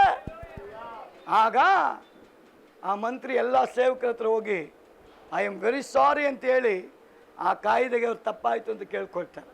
ಕಾರಣ ಏನು? ಯಾವಾಗ ಒಂದು ಮನಸ್ಸಿನಿಂದ ಪ್ರಾರ್ಥನೆ ನಡೆಯುತ್ತೋ ಅಲ್ಲಿ ದೇವರ ಇಳಿದು ಬರ್ತಾನೆ. ಆಸನ ಯಾವ ರಾಜರ ಬಳಿಗೂ ಹೋಗಿಲ್ಲ, ದೇವರನ್ನು ಹುಡುಕಿದ್ದಾನೆ, ದೇವರ ಸನ್ನಿಧಾನವನ್ನು ಹುಡುಕಿದ್ದಾನೆ, ದೇವರ ಪ್ರಸನ್ನತೆ ಹುಡುಕಿದ್ದಾನೆ, ದೇವರ ಅಭಿಷೇಕಗಳಿಗಾಗಿದ್ದಾನೆ. ದೇವರ ಅಭಿಷೇಕ ಯಾವಾಗ ಬರುತ್ತೋ ನೊಗ ಮುರಿಯಲ್ಪಡುತ್ತೆ. ದಾನಿಯೇಲ್ ಪ್ರಾರ್ಥನೆ ಮಾಡಿದ ವ್ಯರ್ಥ ಆಗಿಲ್ಲ. ದೇವರ ವಾಕ್ಯ ಹೇಳ್ತದೆ, ಕರ್ತನಲ್ಲಿ ಪಡುವಂತ ಪ್ರಯಾಸ ಯಾವತ್ತೂ ವ್ಯರ್ಥ ಆಗೋದಿಲ್ಲ. ಯಾಕೆಂದ್ರೆ ಪ್ರಿಯ ಸಹೋದರಿಯೇ, ದಾನಿಯಲ್ಗೆ ದೂತ ಅಂತಾನೆ, ದಾನಿಯಲ್ ನಿನ್ನ ಪ್ರಾರ್ಥನೆಗೆ ಕೂತಾಗಲೇ ನಿನ್ನ ಪ್ರಾರ್ಥನೆ ದೇವ್ರ ಹತ್ರ ಹೋಗ್ಬಿಡ್ತು. ನಿನ್ನನ್ನು ಬಲಪಡಿಸೋದಕ್ಕೇನೆ ದೇವರಿಂದ ಉತ್ತರ ಎತ್ಕೊಂಡು ಬಂದಿದ್ದೀನಿ. ಹಾಗಾದ್ರೆ ಇವತ್ತು ನೀವು ಥಿಂಕ್ ಮಾಡ್ರಿ, ಮನಪೂರ್ತಿಯಾಗಿ ನೀವು ಯಾವಾಗ ಮೊಣಕಾಲಾಗ್ತಿರೋ ನಿಮ್ಮ ಪ್ರಾರ್ಥನೆ ದೇವ್ರ ಹತ್ರ ಹೋಗಿರುತ್ತೆ. ಉಪವಾಸದಲ್ಲಿ ಪ್ರಾರ್ಥನೆ ಮಾಡುವಾಗ ದೇವರ ಹತ್ರ ಆ ಪ್ರಾರ್ಥನೆ ಹೋಗಿರುತ್ತೆ. ಎಷ್ಟು ಜನ ಬಿಲೀವ್ ಮಾಡ್ತೀರ? ನಾನು ಕಳೆದ ವಾರದಲ್ಲಿ ಒಂದು ಬ್ರದರ್ ಯಾರಂತ ಗೊತ್ತಿಲ್ಲ, ಅವರು ನನಗೆ ಮೆಸೇಜ್ ಆಗ್ತಾನೆ ಇದ್ರು, ಪಾಸ್ಟರ್ ನಾನು ನಿಮ್ಮ ಜೊತೆ ಒಂದು ಪ್ರಾರ್ಥನೆ ಮಾಡಿಸ್ಕೊಳ್ಬೇಕು, ನಂದೊಂದು ರಿಕ್ವೆಸ್ಟ್ ಇದೆ, ದಯವಿಟ್ಟು ನೀವು ಫೋನ್ ತೆಗೀರಿ ಅಂತ ಕಂಟಿನ್ಯೂ ಆಗಿ 5 ದಿನ ಮೆಸೇಜ್ ಹಾಕು. ಅವ್ರ ಹೆಸರು ಸ್ವಲ್ಪ ಕನ್ಫ್ಯೂಷನ್ ಆಗುತ್ತೆ, ನಾನು ಯಾವುದೋ ಹುಡುಗಿ ಅನ್ಕೊಂಬಿಟ್ಟೆ, ಯಾಕೆ ಬೇಕಪ್ಪ ಹುಡುಗಿರ ಸವಾಸ ಅಂತ. ಯಾಕಂದರೆ ಇವಾಗ ನನಗೆ ರಾಂಗ್ಸ್ ಕಾಲ್ ತುಂಬ ಬರ್ತಾ ಇದೆ, ಬೇರೆ ಬೇರೆ ಕಡೆಯಿಂದೆಲ್ಲ ರಾಂಗ್ಸ್ ಕಾಲ್ ಬರ್ತಾ ಇದೆ, ಧಮಕಿಗಳು ಬರ್ತಾ ಇದೆ. ಅದು ದೇವ್ರಿಗೆ ಸ್ತೋತ್ರ, ಬಂದಷ್ಟು ದೇವ್ರು ಬೆಳೆಸ್ತಾನೆ. ಒಂದು ಕಡೆ ರಾಂಗ್ಸ್ ಕಾಲ್ ಬಂದರೆ ಇನ್ನೊಂದು ಕಡೆ ದೇವ್ರ ಜನ ಪ್ರೇಯರ್ ಮಾಡ್ತಾರೆ. ಆ ಹುಡುಗಿ ಅಂದ್ಕೊಂಡು ನಾನು 9:45 ಅವರಂದರು, ಪಾಸ್ಟರ್ ನಾನು ನಿಮಗೋಸ್ಕರ 5 ದಿವಸದಿಂದ ಕಾಯ್ತಾ ಇದ್ದೀನಿ, ದಯವಿಟ್ಟು ಒಂದು 2 ನಿಮಿಷ ಮಾತಾಡ್ಬೋದಾ ನೀವು? ಸರಿ ಯಾರು ಅಂತ ನಾನು ತೆಗೆದೆ, ನೋಡಿದ್ರೆ ಅವನು ಹುಡುಗ, ಅವನ ಹೆಸರು ಸ್ವಲ್ಪ ಕನ್ಫ್ಯೂಷನ್ ಇತ್ತು. ಸರಿ ಹೇಳಿ ಬ್ರದರ್, ಪಾಸ್ಟರ್ ನಾನು ಇಂತಿಂಥ ಊರಿಂದ ನಾನು ಅವನು IT-BT ಮ್ಯಾನೇಜರ್, ನಿಮ್ಮ ಪ್ರಾರ್ಥನೆ ನಾನು ನೋಡಿದೆ, ನನಗೆ ಇನ್ಸ್ಪೈರ್ ಆಯಿತು, ಒಂದು ಪ್ರಾರ್ಥನೆ ಮಾಡುವಾಗ ದೇವರು ನಿಮ್ಮ ಜೊತೆ ಮಾತಾಡ್ತಾನೆ. ಅವ್ರು ಅಮೇರಿಕ ದೇಶಕ್ಕೆ ಹೋಗೋಕ್ಕೆ ವಿಸಾಗೆ ಹಾಕಿದ್ದಾರೆ. ಎಲ್ಲಿ ಹೋಗೋಕ್ಕೆ? ಎಲ್ಲಿಗೆ? ಮಾರ್ಕೆಟ್ಗೆ? ಅಮೇರಿಕಕ್ಕೆ ವಿಸಾಗೆ ಹಾಕಿ 4 ತಿಂಗಳಾಯಿತು ಪಾಸ್ಟರ್, ನನಗೆ ವಿಸಾ ಬಂದಿಲ್ಲ. ನನಗೆ ನಂಬಿಕೆ ನೀವು ಒಂದು ಪ್ರಾರ್ಥನೆ ಮಾಡಿದ್ರೆ ಸಿಗ್ಬೋದು ಅಂತ. ನಿಮ್ಮ ನಂಬಿಕೆ ಅಂತ ಆಗಲಿ ಬ್ರದರ್ ಅಂತ ಹೇಳಿ ಅವನು ಒಂದೇ ಒಂದು ಕ್ವಶನ್, ನನ್ನ ಲೈಫಲ್ಲಿ ನಾನು ಅಮೇರಿಕ ಹೋಗ್ತೀನ? ನಾನಂದರೆ ಇವತ್ತು ಹೇಳ್ತಾ ಇದ್ದೀನಿ, ನೀವು ಅಮೇರಿಕಾಗೆ ಹೋಗ್ತೀರಾ, ಅಲ್ಲಿ ಒಳ್ಳೆ ಕೆಲಸ ಮಾಡ್ತೀರಾ? ನೋಡಿ, ಪ್ರಾರ್ಥನೆ ಮಾಡಿ ಬಿಟ್ಬಿಟ್ಟು 3ನೇ ದಿನ ಫೋನ್ ಬರುತ್ತೆ, ವಿಸಾ ಬಂದುಬಿಡ್ತಂತೆ. ಎಷ್ಟು ಬಂದರೂ ಇಷ್ಟೇ ಅಲ್ಲೇಲುಯ್ಯ. ವಿಸಾ ನನಗ ಬಂತು ಪಾಸ್ಟರ್, ಅವನು ತಾನು ಅಮೇರಿಕಾಗೆ ಹೋಗೋದು, ನಾನು ಹೋಗ್ತೀನಿ. ಅವನಂತಾನೆ, ಪಾಸ್ಟರ್ 4 ತಿಂಗಳಿಂದ ಬರ್ದೇ ಇರೋ ವಿಸಾ ಆಫ್ಟರ್ ಪ್ರೇಯರ್ 3ನೇ ದಿನದಲ್ಲಿ ಬಂದ್ಬಿಡ್ತು. ಅವಾಗ ಕಾರಣ ಯಾರು? ನಿನ್ನ ದೇವರು, ನಿನ್ನ ನಂಬಿಕೆಯ ಪ್ರಾರ್ಥನೆ. ನಿನ್ನ ನಂಬಿಕೆಯ ಪ್ರಾರ್ಥನೆ ದೇವರು ಅಲಕ್ಷ್ಯ ಮಾಡಲ್ಲ. ನಂಬಿ ಪ್ರಾರ್ಥನೆ ಮಾಡೋದಾದ್ರೆ ಎರಿಕೋ ಕೋಟೆ ಬಿದ್ದೋಗುತ್ತೆ. ನಂಬಿ ಪ್ರಾರ್ಥನೆ ಮಾಡುವಾಗ ಸಮುದ್ರ ಜಾಗ ಬಿಡುತ್ತೆ. ನಂಬಿಕೆ ಪ್ರಾರ್ಥನೆ ಮಾಡಿ ನಿನ್ನ ಸಮಸ್ಯೆನ ದೇವ್ರು ತೆಗೆದು ಬಿಡ್ತಾನೆ. ನನ್ನ ದೇವ್ರ ನಂಬಿಕೆಗೆ ಭಾಳ ಬೆಲೆ ಕೊಟ್ಟು ಕೆಲಸ ಮಾಡ್ತಾನೆ. ದಾನಿಯಲ್, ಭಯ ಪಡಬೇಡ, ನಿನ್ನ ದರ್ಶನ ನನಗೆ ಗೊತ್ತಿದೆ. ಇಡೀ ರಾಜ್ಯದ ಜನ ರಕ್ಷಣೆ ಹೊಂದಬೇಕಂತಲ್ಲ, ಆಸನು ತೀರ್ಮಾನ ಮಾಡ್ದ, ನನ್ನ ದೇವರೇ ನಿಮ್ಮ ದೇವರಾಗಬೇಕು, ನನ್ನ ದೇವರನ್ನ ನೀವು ಆರಾಧನೆ ಮಾಡಬೇಕು, ನನ್ನ ದೇವರಲ್ಲಿ ನೀವು ಪ್ರಾರ್ಥನೆ ಮಾಡಬೇಕು, ನನ್ನ ದೇವರನ್ನೇ ನಾನು ಹುಡುಕದಂಗೆ ನೀವು ಹುಡುಕಬೇಕು. ಯಾರೆಲ್ಲ ಹುಡುಕಲ್ಲ ಅವ್ರು ಶಿರಛೇದನ ಅಂತಾರೆ. ದಾನಿಯಲ್ ಹುಡುಕಿದ್ದಾನ್ರಿ. ಸ್ವಲ್ಪ ದಿನ ಆದಮೇಲೆ ದಾನಿಯಲ್ ರಾಜ ಹೇಳ್ತಾನೆ, ದಾನಿಯಲನ ದೇವರೇ ನಮ್ಮ ದೇವರು, ದಾನಿಯಲ್ನ ದೇವರೇ ನಮ್ಮ ದೇವರು. ಈ ರಾಜ್ಯದಲ್ಲಿ ವಾಸ ಮಾಡಬೇಕು ಅಂದ್ರೆ ಆ ದೇವರನ್ನೇ ಆರಾಧನೆ ಮಾಡಬೇಕು. ಇಲ್ಲಿ ತುತ್ತೂರಿ ಡ್ರಮ್ನ ಹೊಡೆದು ಹೇಳ್ತಾರೆ, ಇವನು ಡಂಗುರ ಹೊಡಿಸ್ತಾನೆ. ದಾನಿಯಲ್ ದೇವರು ನಿನ್ನ ದೇವರು. ದಾನಿಯಲ್ ಆರಾಧನೆ ಮಾಡೋ ದೇವರನ್ನೇ ನಾವು ಆರಾಧನೆ ಮಾಡಬೇಕು. ಪ್ರಿಯ ಸಹೋದರಿಯೇ, ಎಸ್ತರ್, ಆ ಎಸ್ತರ್ ಅಂದರೆ ಆ ಹೆಸರಿನ ಅರ್ಥ ಗೊತ್ತಾ? ನಕ್ಷತ್ರ ಅಂತ. ಅವಳಿಗೆ ಬೆಳಕೇ ಇಲ್ಲ, ಅವಳ ಲೈಫ್ ಕಪ್ಪು, ಕತ್ತಲೆ ಮನೇಲಿದ್ಲು ಅವಳು. ಒಂದು ದಿನ ಬರುತ್ತೆ, ಒಳೆಯೋ ಹಾಗೆ ದೇವ್ರು ಮಾಡ್ತಾನೆ, ಒಳೆಯುವ ಹಾಗೆ ದೇವ್ರು ಮಾಡ್ತಾನೆ. ದೇವರ ವಾಗ್ದಾನ ಏನು ಗೊತ್ತಾ? ನೀತಿವಂತರು ಈ ಕತ್ತಲೆಯ ಲೋಕದಲ್ಲಿ ಒಳೆಯುವ ನಕ್ಷತ್ರಗಳಾಗಿ ಎದ್ದೇಳಬೇಕಂತೆ. ನೀತಿವಂತರು ಈ ಕತ್ತಲೆಯ ಲೋಕದಲ್ಲಿ ಒಳೆಯುವಂಥ ನಕ್ಷತ್ರಗಳಾಗಬೇಕನ್ನೋದೇ ನನ್ನ ತಂದೆ ದೇವರ ಇಷ್ಟ. ಎಸ್ತರ್ ತನ್ನ ಮಾವನ ಜೊತೆಯಲ್ಲಿ ಮನೆಯಲ್ಲಿದ್ದಾಳೆ. ತಂದೆ ತಾಯಿ ಇಲ್ಲ, ಜೀವನ ಕತ್ತಲೆ. ಏನು ಬೇಕು ಅಂತ ತನ್ನ ಮಾಮನ ಕೇಳಬೇಕು ಅವಳು. ಊಟ ಬೇಕಾ, ಬಟ್ಟೆ ಬೇಕಾ, ಅವಳ ಆಸೆಗಳೇನಾದ್ರು ನೆರವೇರಬೇಕು ಅಂದರೆ ಅವ್ರ ತಂದೆ ತಾಯಿ ಇಲ್ಲ. ಕತ್ತಲೆ ಜೀವನದಲ್ಲಿ ಬೆಳೆಯತಕ್ಕ ಹುಡುಗಿಗೆ ದೇವರ ದಯೆ ಒಂದು ದಿನ ಬರುತ್ತೆ, ದೇವರ ಕರುಣೆ ಒಂದು ದಿನ ಬರುತ್ತೆ. ದೇವರ ಕೃಪೆ ಅವಳ ಮೇಲೆ ಬಂದ ನಿಮಿತ್ತವಾಗಿ ಬೈಬಲ್ ಹೇಳ್ತದೆ, ಕತ್ತಲೆ ಜೀವಿತದಲ್ಲಿದ್ದಂಥ ಆಕೆಗೆ ದೇವರು ರಾಣಿಯಾಗುವಂತ ಕೃಪೆ ಕೊಡ್ತಾನೆ. ರಾಣಿಯಾಗಿ ಆರಿಸಲ್ಪಟ್ಟಂತ ಆಕೆ ಸಂತೋಷವಾಗಿ ಸಮಾಧಾನವಾಗಿದ್ಲು. ಒಂದು ದಿನ ಬರುತ್ತ್ರಿ, ಜಾತಿ ಜನಾಂಗ ಇಕ್ಕಟ್ಟಲ್ಲಿದ್ದಾರೆ, ಜಾತಿ ಜನಾಂಗ ಬಿಕ್ಕಟ್ಟಲ್ಲಿದ್ದಾರೆ, ಜಾತಿ ಜನಾಂಗ ಸಾಯುವ ಪರಿಸ್ಥಿತಿ ಬಂದುಬಿಟ್ಟಿದೆ. ಮೊರ್ದೆಕೈ ಬಂದು ಹೇಳ್ತಾನೆ, ಅವಳು ನನಗೆ ಸಾಧ್ಯವಿಲ್ಲ ಅಂತ ಹೇಳ್ತಾನೆ. ಒಂದೇ ಮಾತು, ರಾಣಿ ಎಸ್ತರ್, ದೇವರ ದಯೆ ಹೊಂದಿದವಳೇ, ಇವತ್ತು ನೀನು ನಮಗೆ ಸಹಾಯ ಮಾಡದೆ ಹೋದ್ರೆ ನಿಜವಾಗ್ಲೂ ನನ್ನ ದೇವರು ನೀನು ಸಹಾಯ ಮಾಡದೆ ಹೋದ್ರು ಬೇರೆ ಕಡೆಯಿಂದ ನಮಗೆ ಸಹಾಯ ತರ್ತಾನೆ, ನಮ್ಮ ಜೀವ ರಕ್ಷಿಸ್ತಾನೆ. ನಮ್ಮನ್ನು ರಕ್ಷಿಸೋದಕ್ಕೆ ಅವನೊಬ್ಬನೇ ದೇವರಾಗಿರೋದು, ಅವನಿಂದ ಸಾಧ್ಯ. ನೀನು ಬದುಕೊಂತೀಯ ಅಂತ ಅನ್ಕೊಂಬೇಡಮ್ಮ, ನೀನು ಸತ್ತೋಗ್ಬಿಡ್ತೀಯ ಅವ್ರ ಜೊತೆ ಸೇರ್ಕೊಂಡು. ಆ ಮಾತು ಹೇಳುವಾಗಲೇ ಅವಳೊಂದು ತೀರ್ಮಾನ ಮಾಡ್ತಾಳೆ, ನನ್ನ ಜನಾಂಗಕ್ಕೋಸ್ಕರ ನನ್ನ ಜೀವ ಕೊಡೋಕ್ಕೆ ನಾನು ಸಿದ್ಧನಾಗಿದ್ದೇನೆ. ಆದ ಕಾರಣ ನಾವು ಮಾಡಬೇಕಾಗಿರೋ ಕೆಲಸ ಏನಪ್ಪ ಅಂದರೆ, ನಾನು ಉಪವಾಸ ಇರ್ತೇನೆ, ನನ್ನ ಜೊತೆ ನೀವು ಕೈ ಜೋಡಿಸ್ಬೇಕು. ನಾನು ಉಪವಾಸ ಇರುವಾಗ ನೀವು ಉಪವಾಸ ಇರ್ರಿ. ನಾವೆಲ್ಲ ಒಮ್ಮನಸ್ಸಿನ ಪ್ರಾರ್ಥನೆ ಮಾಡೋಣ. ನಮ್ಮ ಪ್ರಾರ್ಥನೆ ದೇವ್ರು ಕೇಳ್ತಾನೆ, ದೇವ್ರ ದಯೆ ದೊರಕಿಸ್ತಾನೆ, ನಮ್ಮ ಪ್ರಾಣಾಪಾಯದಿಂದ ದೇವರು ಬಿಡಿಸ್ತಾನೆ ಅಂತ ಅವಳು ಮಾಡಿದ್ಲು ತೀರ್ಮಾನ.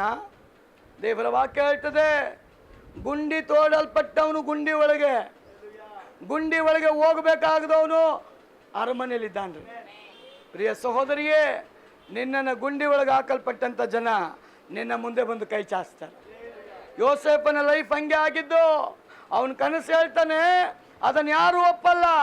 ಒಂದು ದಿನ ಬರುತ್ತೆ, ಗುಂಡಿ ಒಳಗೆ ಅವನು ನಿಶ್ಶಬ್ದನಾಗಿ ಮೌನವಾಗಿ ತಾಳ್ಮೆಯಿಂದ ದೀನತೆಯಿಂದ ತನ್ನ ದೇವರ ವಾಗ್ದಾನವನ್ನ ನಂಬಿ ಜೀವಿಸಲ್ಪಟ್ಟ ನಿಮಿತ್ತ ಗುಂಡಿಯಿಂದ ಅರಮನೆಗೆ, ಅರಮನೆಯಿಂದ ಸೆರೆಮನೆಗೆ, ಸೆರೆಮನೆಯಿಂದ ತಿರುಗಿ ಅರಮನೆಗೆ ಯೋಸೇಫ್ನ ದೇವರು ಕೊಂಡು ತರ್ತಾರೆ. ಅವರೆಲ್ಲರೂ ಏನು ಮಾಡಿದ್ರು ಗೊತ್ತಾ? ದೇವರ ಸನ್ನಿಧಾನವನ್ನು ಹುಡುಕಿದ್ರು, ದೇವರ ಸಮ್ಮುಖವನ್ನು ಹುಡುಕಿದ್ರು, ದೇವರ ಮುಂದೆ ಬಂದರು, ತಮ್ಮನ ಶರಣರಾದ್ರು. ದೇವರೇ, ನೀನು ಬಿಟ್ಟರೆ ನಮಗೆ ಯಾರಿಲ್ಲಪ್ಪ, ನೀನೇ ನಮಗೆ ಆಧಾರ, ನೀನೇ ನಮಗೆ ಸರ್ವಸ್ವ, ನಿನ್ನಲ್ಲಿ ನಾವು ಒಪ್ಪಿಸ್ಕೊಡ್ತೇವೆ, ನಮ್ಮನ್ನು ನಿನ್ನ ಕೈಗಳಲ್ಲಿ ನೀನು ಆಶೀರ್ವಾದ ಮಾಡು. ನೋಡಿ, 5 ರೊಟ್ಟಿ, ಎಷ್ಟು ಮೀನು? 2 ಮೀನು. ಯೇಸು ಸ್ವಾಮಿ ಸ್ಥಾನಿಕನಾದ ಯೋಹಾನನ ತಲೆ ತೆಗೆಯಲ್ಪಟ್ಟ ಮೇಲೆ ಅವನು ಭಾಳ ಬೇಜಾರಾಗಿ ಅಡವಿಗೆ ಹೋಗ್ಬಿಟ್ಟಿದ್ದಾನೆ. ಯಾರು ಅಡವಿಗೆ ಹೋಗಿದ್ದು? ಯೇಸು ಸ್ವಾಮಿ. ಯಾಕೆ? ಏನಕ್ಕೆ ಹೋದ ಹೇಳ್ರಿ? ಸ್ಥಾನಿಕನಾದ ಯೋಹಾನನ ತಲೆ ತೆಗೆಯಲ್ಪಟ್ಟ ಮೇಲೆ, ತೆಗೆಯಲ್ಪಟ್ಟ ಕೂಡಲೇ ವೇದನೆಯಿಂದ ಬೇಜಾರಾಗಿ ಎಲ್ಲಿಗೋಗ್ತಾ ಇದ್ದಾನೆ? ಅರಣ್ಯಕ್ಕೆ ಹೋಗ್ಬಿಟ್ಟಿದ್ದಾನೆ. ಯೇಸು ಎಲ್ಲಿದ್ದಾನೆ ಅಂತ ಗೊತ್ತಾಯಿತು ಜನಕ್ಕೆ. ಅಡವಿಯಲ್ಲಿ ಅರಣ್ಯದಲ್ಲಿದ್ದಾನೆ ಅಂತ ಗೊತ್ತಾದಾಗ ಕಾಲ್ನಡಿಗೆಯಿಂದನೇ ಎಷ್ಟೋ ದೂರ ಜನ ಬಂದ್ಬಿಟ್ರಂತೆ. ಏನಕ್ಕೆ ಬಂದಿದ್ದಾರೆ ಯೇಸು ಹತ್ರ? ನಂಬಿಕೆಯಿಂದ, ಬಿಡುಗಡೆಗೋಸ್ಕರ, ಸ್ವಸ್ಥತೆಗೋಸ್ಕರ, ಅದ್ಭುತಕ್ಕೋಸ್ಕರ, ಸಮಾಧಾನಕ್ಕೋಸ್ಕರ, ಆರೋಗ್ಯಕ್ಕೋಸ್ಕರ ಯೇಸುವಿನ ಬಳಿಗೆ ನಾನು ಹೋದ್ರೆ ನಿಶ್ಚಯವಾಗ್ಲೂ ನನಗೆ ಬಿಡುಗಡೆಗಿದೆ. ಆ ನಂಬಿಕೆಯಿಂದ ಕಾಲ್ನಡಿಗೆಯಲ್ಲಿ ಅಡವಿಗೆ ಹೋದಂತ ಜನಗಳನ್ನು ನೋಡ್ತಾನೆ ಯೇಸು. 1000 ಗಟ್ಟಲೆ ಜನ ಬಂದ್ಬಿಟ್ಟಿದ್ದಾರೆ. ದೇವರ ವಾಕ್ಯ ಹೇಳ್ತದೆ, ಫಸ್ಟ್ ಟೈಮ್ ಬೈಬಲ್ನಲ್ಲಿ ಮೆನ್ಷನ್ ಮಾಡ್ತಾರೆ, ಗಂಡಸರೇ 5,000 ಜನ. ಹೆಂಗಸರು ಅಂತ ಬರ್ದಿಲ್ರಿ, ಗಂಡಸರೇ 5,000 ಹೋಗ್ಬಿಟ್ಟಿದ್ದಾರೆ ಹುಡಿಕೊಂಡು. ಗಂಡಸರು ಎಲ್ಲ ಕಡೆ ಹೋಗೋದು ಕಡಿಮೆ, ಎಲ್ಲಿ ನೋಡಿದ್ರು ಹೆಂಗಸರೇ ಇರೋದು. ಯಾವ ಫಂಡಲ್ಲಿ ನೋಡಿ ಹೆಂಗಸರೇ, ಯಾವ ಸಂಘದಲ್ಲಿ ನೋಡಿದ್ರು ಹೆಂಗಸರೇ. ಯಾವ ಥಿಯೇಟರಲ್ಲಿ ನೋಡಿದ್ರು ಹೆಂಗಸ್ರೆ, ಎಲ್ಲಿ ನೋಡಿದ್ರು ಇವರೇ. ಅಲ್ಲೂ ಗಂಡಸರು ಅಂತ ಬರೀತಾರೆ. ಎಷ್ಟು ಜನ ಗಂಡಸರು? 2000 5,000. ಆಗ ನೀವು ಅನ್ಕೊಬೇಕು, ಆ ಗಂಡಸರಿಗೆ ಒಬ್ಬೊಬ್ರು ಯಾರು ಬಂದಿರ್ತಾರೆ ಹೇಳ್ರಿ? ಒಬ್ರು ಬಂದಿರ್ತಾರೋ, ಇಬ್ರು ಬಂದಿರ್ತಾರೋ, ಒಟ್ಟು ಬಂದಿರ್ತಾರೆ. ಅವ್ರ ಜೊತೆಗೆ ಇನ್ಯಾರು ಬಂದಿರ್ತಾರೆ? ಮಕ್ಕಳು ಎಷ್ಟಂತ ಹೇಳೋಕ್ಕಾಗಲ್ಲ. ಆಗ ನಾನು ಹೇಳ್ತಾ ಇರೋದು ಈಗಲ್ಲ, ಈಗ ಆರ್ತಿಗೊಬ್ಬ ಇಬ್ಬರೇ. ಈಗ 25 ವರ್ಷದಿಂದನೇ ಡಜನ್ ಗಟ್ಟಲೆ ಹುಟ್ಟಾಯಿದ್ರು. ಆಗ ಎಷ್ಟು ಜನ ಗೊತ್ತಿಲ್ಲ. ಚರಿತ್ರೆ ಹೇಳ್ತದೆ ಹತ್ತತ್ರ 30,000 ಜನ. 30,000 ಜನ ಬಂದು ಅರಣ್ಯದಲ್ಲಿ ಕೂತು ಬಿಟ್ಟಿದ್ದಾರೆ ಏಸಪ್ಪ ಹತ್ರ. ಯೇಸು ಸ್ವಾಮಿ ಪ್ರಸಂಗ ಮುಗಿಸ್ದ. ಅವನು ಮನ ಮರುಗೋ ದೇವ್ರಿ, ಕನಿಕರ ತೋರಿಸೋ ದೇವ್ರಿ. ಫಿಲಿಪ್ಪನ ಕರಿತಾನೆ, ಬಾರಪ್ಪ ಇಲ್ಲಿ ಅಂತ. ಫಿಲಿಪ್ಪ ಬಂದ. ಈ ಊರು ನಿಮ್ಮದೇ ಅಲ್ಲ, ನಿಮ್ಮೂರಿಗೆ ತಾನೇ ಅಡವಿ ಸೇರೋದು. ಇಲ್ಲಿ ಅಕ್ಕಪಕ್ಕ ಏನಾದ್ರು ರೈತ ಅಂತ ಕೇಳ್ತಾನೆ. ಇವನಿಗೆ ಭಯ ಸ್ಟಾರ್ಟ್ ಆಯ್ತು. ಅವನು ಹೇಳ್ತಾನೆ, ಪಾಪ ಜನ ಸುಮಾರು ಹೊತ್ತು ಕೂತ್ಕೊಂಡ್ಬಿಟ್ಟಿದ್ದಾರೆ, ಅವ್ರ ಹೊಟ್ಟೆ ಹಸ್ವಾಗಿದೆ, ಅವ್ರಿಗೆ ಊಟಕ್ಕೇನಾದರೂ ಕೊಡ್ಬೋದಾ? ಫಿಲಿಪ್ಪಿನಿಗೆ ಒಂದೇ ಭಯ, ಇವರೆಲ್ಲ ಯಾರ ಹತ್ರ ಕೂತಿದ್ದಾರ್ರಿ? ಯೇಸು ಹತ್ರ ಕೂತಿದ್ದಾರಲ್ಲ. ಯೇಸು ಬರೀ ಕೈಲಿ ಕಳಿಸೋದಕ್ಕೆ ಅವನು ಮನುಷ್ಯನಲ್ಲ. ಅವನ ಥಾಟ್ಸ್ ಬೇರೆ, ಅವನ ಯೋಚನೆ ಬೇರೆ. ಅವನು ಯಾವಾಗಲೂ ಕೊಡೋವನೇ, ಬರೀ ಈಸ್ಕೊಳ್ಳೋ ದೇವರಲ್ಲ ಅವನು, ನಿಮಗೆ ಕೊಡೋ ದೇವರು. ಅವನು ಹೇಳ್ತಾನೆ, ನನ್ನ ಜನ ಹಸ್ಕೊಂಡಿದ್ದಾರೆ, ಅವರಿಗೆ ಕೊಡೋಕ್ಕೇನಾದ್ರು ಇದೆಯಾ? ಫಿಲಿಪ್ಪನಿಗೆ ಕೇಳುವಾಗ ಫಿಲಿಪ್ಪನಿಗೆ ಕೇಳ್ತಾರೆ, ಸ್ವಾಮಿ ಅವರು ಹೊಟ್ಟೆ ಹಸುವಿನಿಂದಿದ್ದಾರೆ, ಏನಾದರೂ ಕೊಡ್ಬೋದಾ ಅಂತ. ಅವನು ಹೇಳ್ತಾನೆ, ದೇವ್ರೇ ನಾವು ಊರಿಗೆ ಹೋಗಿ ಒಂದು ವೇಳೆ ಏನಾದ್ರು ತಗೊಂಬಂದ್ರು, 200 ರೂಪಾಯಿಗೆ ತಗೊಂಬಂದ್ರು ಸಾಕಾಗಲ್ಲ ಇವರಿಗೆ. ಅದಕ್ಕೆ ಏನು ಮಾಡ್ತಾರೆ, ಬೇರೆ ಶಿಷ್ಯರು ಬರ್ತಾರೆ. ನಿನಗೆ ಬುದ್ಧಿಗಿದ್ದು ಐತನಪ್ಪ ಏಸಪ್ಪ, ಇಲ್ಲಿ ಇಷ್ಟೊಂದು 1000 ಜನ ಅವ್ರೆ, ನೀನೇನು ಮಾಡು, ಬೇಗ ಕಳಿಸೋರಿಗೆ. ನಿನ್ನ ಮೆಸೇಜ್ನ ನಿಲ್ಲಿಸು, ಜನಗಳನ್ನ ಬೇಗ ಕಳಿಸು. ಇನ್ನೂ ಬೆಳಕೈತೆ, ಸ್ವಲ್ಪ ಊರಿಗೆ ಹೋಗಿ ಏನಾದರೂ ಮಾಡ್ಕೊಂಡು ತಿನ್ಕೊಳ್ತಾರೆ. ಅಲ್ಲೆಲೂಯ್ಯ. ನನಗೊಬ್ರು ಹೇಳಿದರು, ನೀವು 12ವರೆಗೆ ಬಿಟ್ಬಿಟ್ರೆ ನಾವು ಮನೆಗೆ ಹೋಗಿ ಅಡುಗೆ ಮಾಡ್ಕೊಂಡು ಕ್ಲೀನಾಗಿ ತಿಂದು ಊಟ ಮಾಡಿ ಮಲ್ಕೊಂಡ್ಬಿಡ್ತೀವಿ. ನಾನಂದೆ, ನಾನು 1:30ಗೆ ಮುಗಿಸೋದು. ಇಲ್ಲಾದರೂ 1 ಕಾಲಕ್ಕೆ ಬಿಟ್ಟು ಬಿಡ್ತೀವಿ. ತಮಿಳ್ನಾಡಲ್ಲೆಲ್ಲ 4 ಗಂಟೆಗೆ ಬಿಡ್ತಾರೆ. ಅವರೇ ತಾನೇ, ಬಿಲಿವರ್ಸೇ ಅಲ್ಲ. ಬೆಂಗಳೂರಲ್ಲೆಲ್ಲ 3:15 ಬಿಡ್ತಾರೆ, ಅವರು ಬಿಲಿವರ್ಸೇ ಅಲ್ಲ. ಹಂಗಾದ್ರೆ ಇಲ್ಲಿರೋ ಬಿಲಿವರ್ಗೆ ಯಾಕೆ ತಡೆಯೋಕ್ಕಾಗಲ್ಲ? ಪ್ರಿಯ ಸಹೋದರಿ, ಬೈಬಲ್ನಲ್ಲಿ ಯೇಸು ಸ್ವಾಮಿ ಫಿಲಿಪ್ಪನಿಗೆ ಮಾತನಾಡ್ತಾನೆ, ಇವ್ರಿಗೇನಾದರೂ ಕೊಳ್ಳಿಕ್ಕೆ ಆಗುತ್ತಾ? ಶಿಷ್ಯರು ಹೇಳ್ತಾರೆ, ಊರಿಗೆ ಕಳಿಸು, ಅವ್ರ ಮನೆಗೆ ಹೋಗಿ ಏನಾದ್ರು ಮಾಡ್ಕೊಳ್ತಾರೆ. ಈ ಜನಕ್ಕಂತೂ ನಾವು ತಂದು ತಿನ್ನಿಸಿ ತೃಪ್ತಿ ಪಡಿಸೋಕೆ ಆಗಲ್ಲ. ಮದುವೆ ಮಾಡುವಾಗ ಜನಕ್ಕೆ ಭಯ. ಏನಕ್ಕೆ ಭಯ ಹೇಳ್ರಿ? ಮುಗಿಸ್ತಾ ಇದ್ದೀನಿ. ಶಂಕರ್ ಬ್ರದರ್ ಹೋದ ತಿಂಗಳು ಭಾಳ ಟೆನ್ಷನಲ್ಲಿ. ಗೃಹ ಪ್ರವೇಶ ಆಗುತ್ತೆ ಪಾಸ್ಟರ್, ಎಷ್ಟು ಜನಕ್ಕೆ ಹಾಕೋದು ಊಟ? ನಾನು ಹೇಳ್ಬಿಟ್ಟಿದ್ದೆ, ನಮ್ಮ ಜನ 30 ಮೇಲೆ ದಾಟಲ್ಲ. ಏನು ಬ್ರದರ್, 30 ಮೇಲೆ ದಾಟಲ್ಲ, ಬರೆದಿಟ್ಕೊಳ್ಳಿ ಅಂದೆ. ಅವ್ರು ಲಾಸ್ಟಿಗೆ ಲೆಕ್ಕ ಹಾಕಿದ್ರಂತೆ, 30 ಜನ ಬಂದಿದ್ರಂತೆ. ನನ್ನ ಮನೆದು ನನಗೆ ಗೊತ್ತಿಲ್ಲ ವಾಸನೆ ಏನು ಅಂತ. ನನಗೆ ಗೊತ್ತಲ್ಲ ಯಾರು ಬರ್ತಾರೆ ಯಾರು ಬರೋಲ್ಲ ಅಂತ. ಏಸು ಕೇಳ್ತಾನೆ, ಇವ್ರಿಗೆ ಸುಮ್ಮನೆ ಡೌಟಲ್ಲಿ ಕೊಡ್ಬೋದು ಇವ್ರಿಗೇನಾದರೂ? ಇವರಿಗೆಲ್ಲ ಶಾಕ್ ಆಗ್ಬಿಡ್ತು. ಇಷ್ಟೊಂದು 1000 ಜನಕ್ಕೆ ನಾವು ಎಲ್ಲಿಂದ ತರೋದು? ಅದಕ್ಕೆ ಒಬ್ಬ ಏನು ಮಾಡ್ತಾನೆ, ಬಾಯಿ ಬಿಟ್ಟು ಬಿಡ್ತಾನೆ. ಸ್ವಾಮಿ, ಇಲ್ಲೊಬ್ಬ ಹುಡುಗನ ಹತ್ರ ಏನೈತೆ? 5 ರೊಟ್ಟಿ 2 ಮೀನು. ಇನ್ನು ಬೇರೆಯವರೆಲ್ಲ ಥಿಂಕ್ ಮಾಡ್ತಾರೆ, ಇಲಿ ಥರ ಕಚ್ಚಿದ್ರು ಇವ್ರಿಗೆ ಯಾರಿಗೂ ಸಾಕಾಗಲ್ಲ. ಇದು ಮನುಷ್ಯಂದು ಯೋಚನೆ, ನನ್ನ ದೇವ್ರ ಯೋಚನೆನೇ ಬೇರೆ. ಕೆಲವ್ರ ಮನೆಗೆ ನೀವು ಊಟಕ್ಕೆ ಹೋಗ್ರಿ, ಹೋಗಿದ ತಕ್ಷಣ ಕೇಳ್ತಾರೆ, ಕುಡಿತೀರಾ? ನೀವು ಕುಡಿತೀರಾ ಅಂದರೆ ನನಗೆ BP ಜಾಸ್ತಿ ಆಗುತ್ತೆ. ನೀವು ಕುಡಿತೀರಾ ಅನ್ಬಾರ್ದು, ಕೊಡಬೇಕು ಅವ್ರಿಗೆ. ನೀವು ತಿಂತೀರಾ? ಇದು ಯೇಸು ಸ್ವಾಮಿ ಮಾತಲ್ಲ. ಕುಡಿತೀರಾ? ಅವನಂತಾನೆ ಕುಡಿತೀವಿ ಕೊಡಿ ಅಂತ, ನಾವು ಕುಡಿಯಲ್ಲ ಅಂತಾನೆ. ನೀವು ತಿಂತೀರಾ? ಹ್ಞೂ ತಿಂತೀವಿ ಎತ್ಕೊಂಬನ್ನಿ ಅಂತಾನ, ತಿನ್ನಲ್ಲ ಅಂತಾನೆ. ಇವಳು ಅಂದದೇ ಸಾಕು, ಕೈ ಕಟ್ಕೊಂಡು ಪಕ್ಕದಲ್ಲೇ ಕೂತ್ಕೊಂಡ್ಬಿಡ್ತಾರೆ ಬಂದು. ನೀವೇ ತಾನೆ ಅಂದ್ರೆ ತಿನ್ನಲ್ಲ ಅಂತ. ವಿಶ್ವಾಸಿ, ನಿನ್ನ ಕ್ಯಾರೆಕ್ಟರ್ ಚೇಂಜ್ ಆಗುತ್ತೆ. ಎಷ್ಟೋ ಮನೆಗಳಲ್ಲಿ ಜನ ಹಸ್ಕೊಂಡ್ ಬಂದಾಗ ಕೊಟ್ಟಾಗ ಕಣ್ಣಲ್ಲಿ ನೀರು ಹಾಕಿದ್ದಾರೆ, ಊಟಕ್ಕೆ ಇರಲಿಲ್ಲ ನೀವು ಕೊಟ್ರಿ ಅಂತ. ನಿನ್ನ ಮನೇಲಿ ಏನಿದೆ ಅದೇ ಕೊಡು, ಅದನ್ನು ದೇವರ ಆಶೀರ್ವಾದ.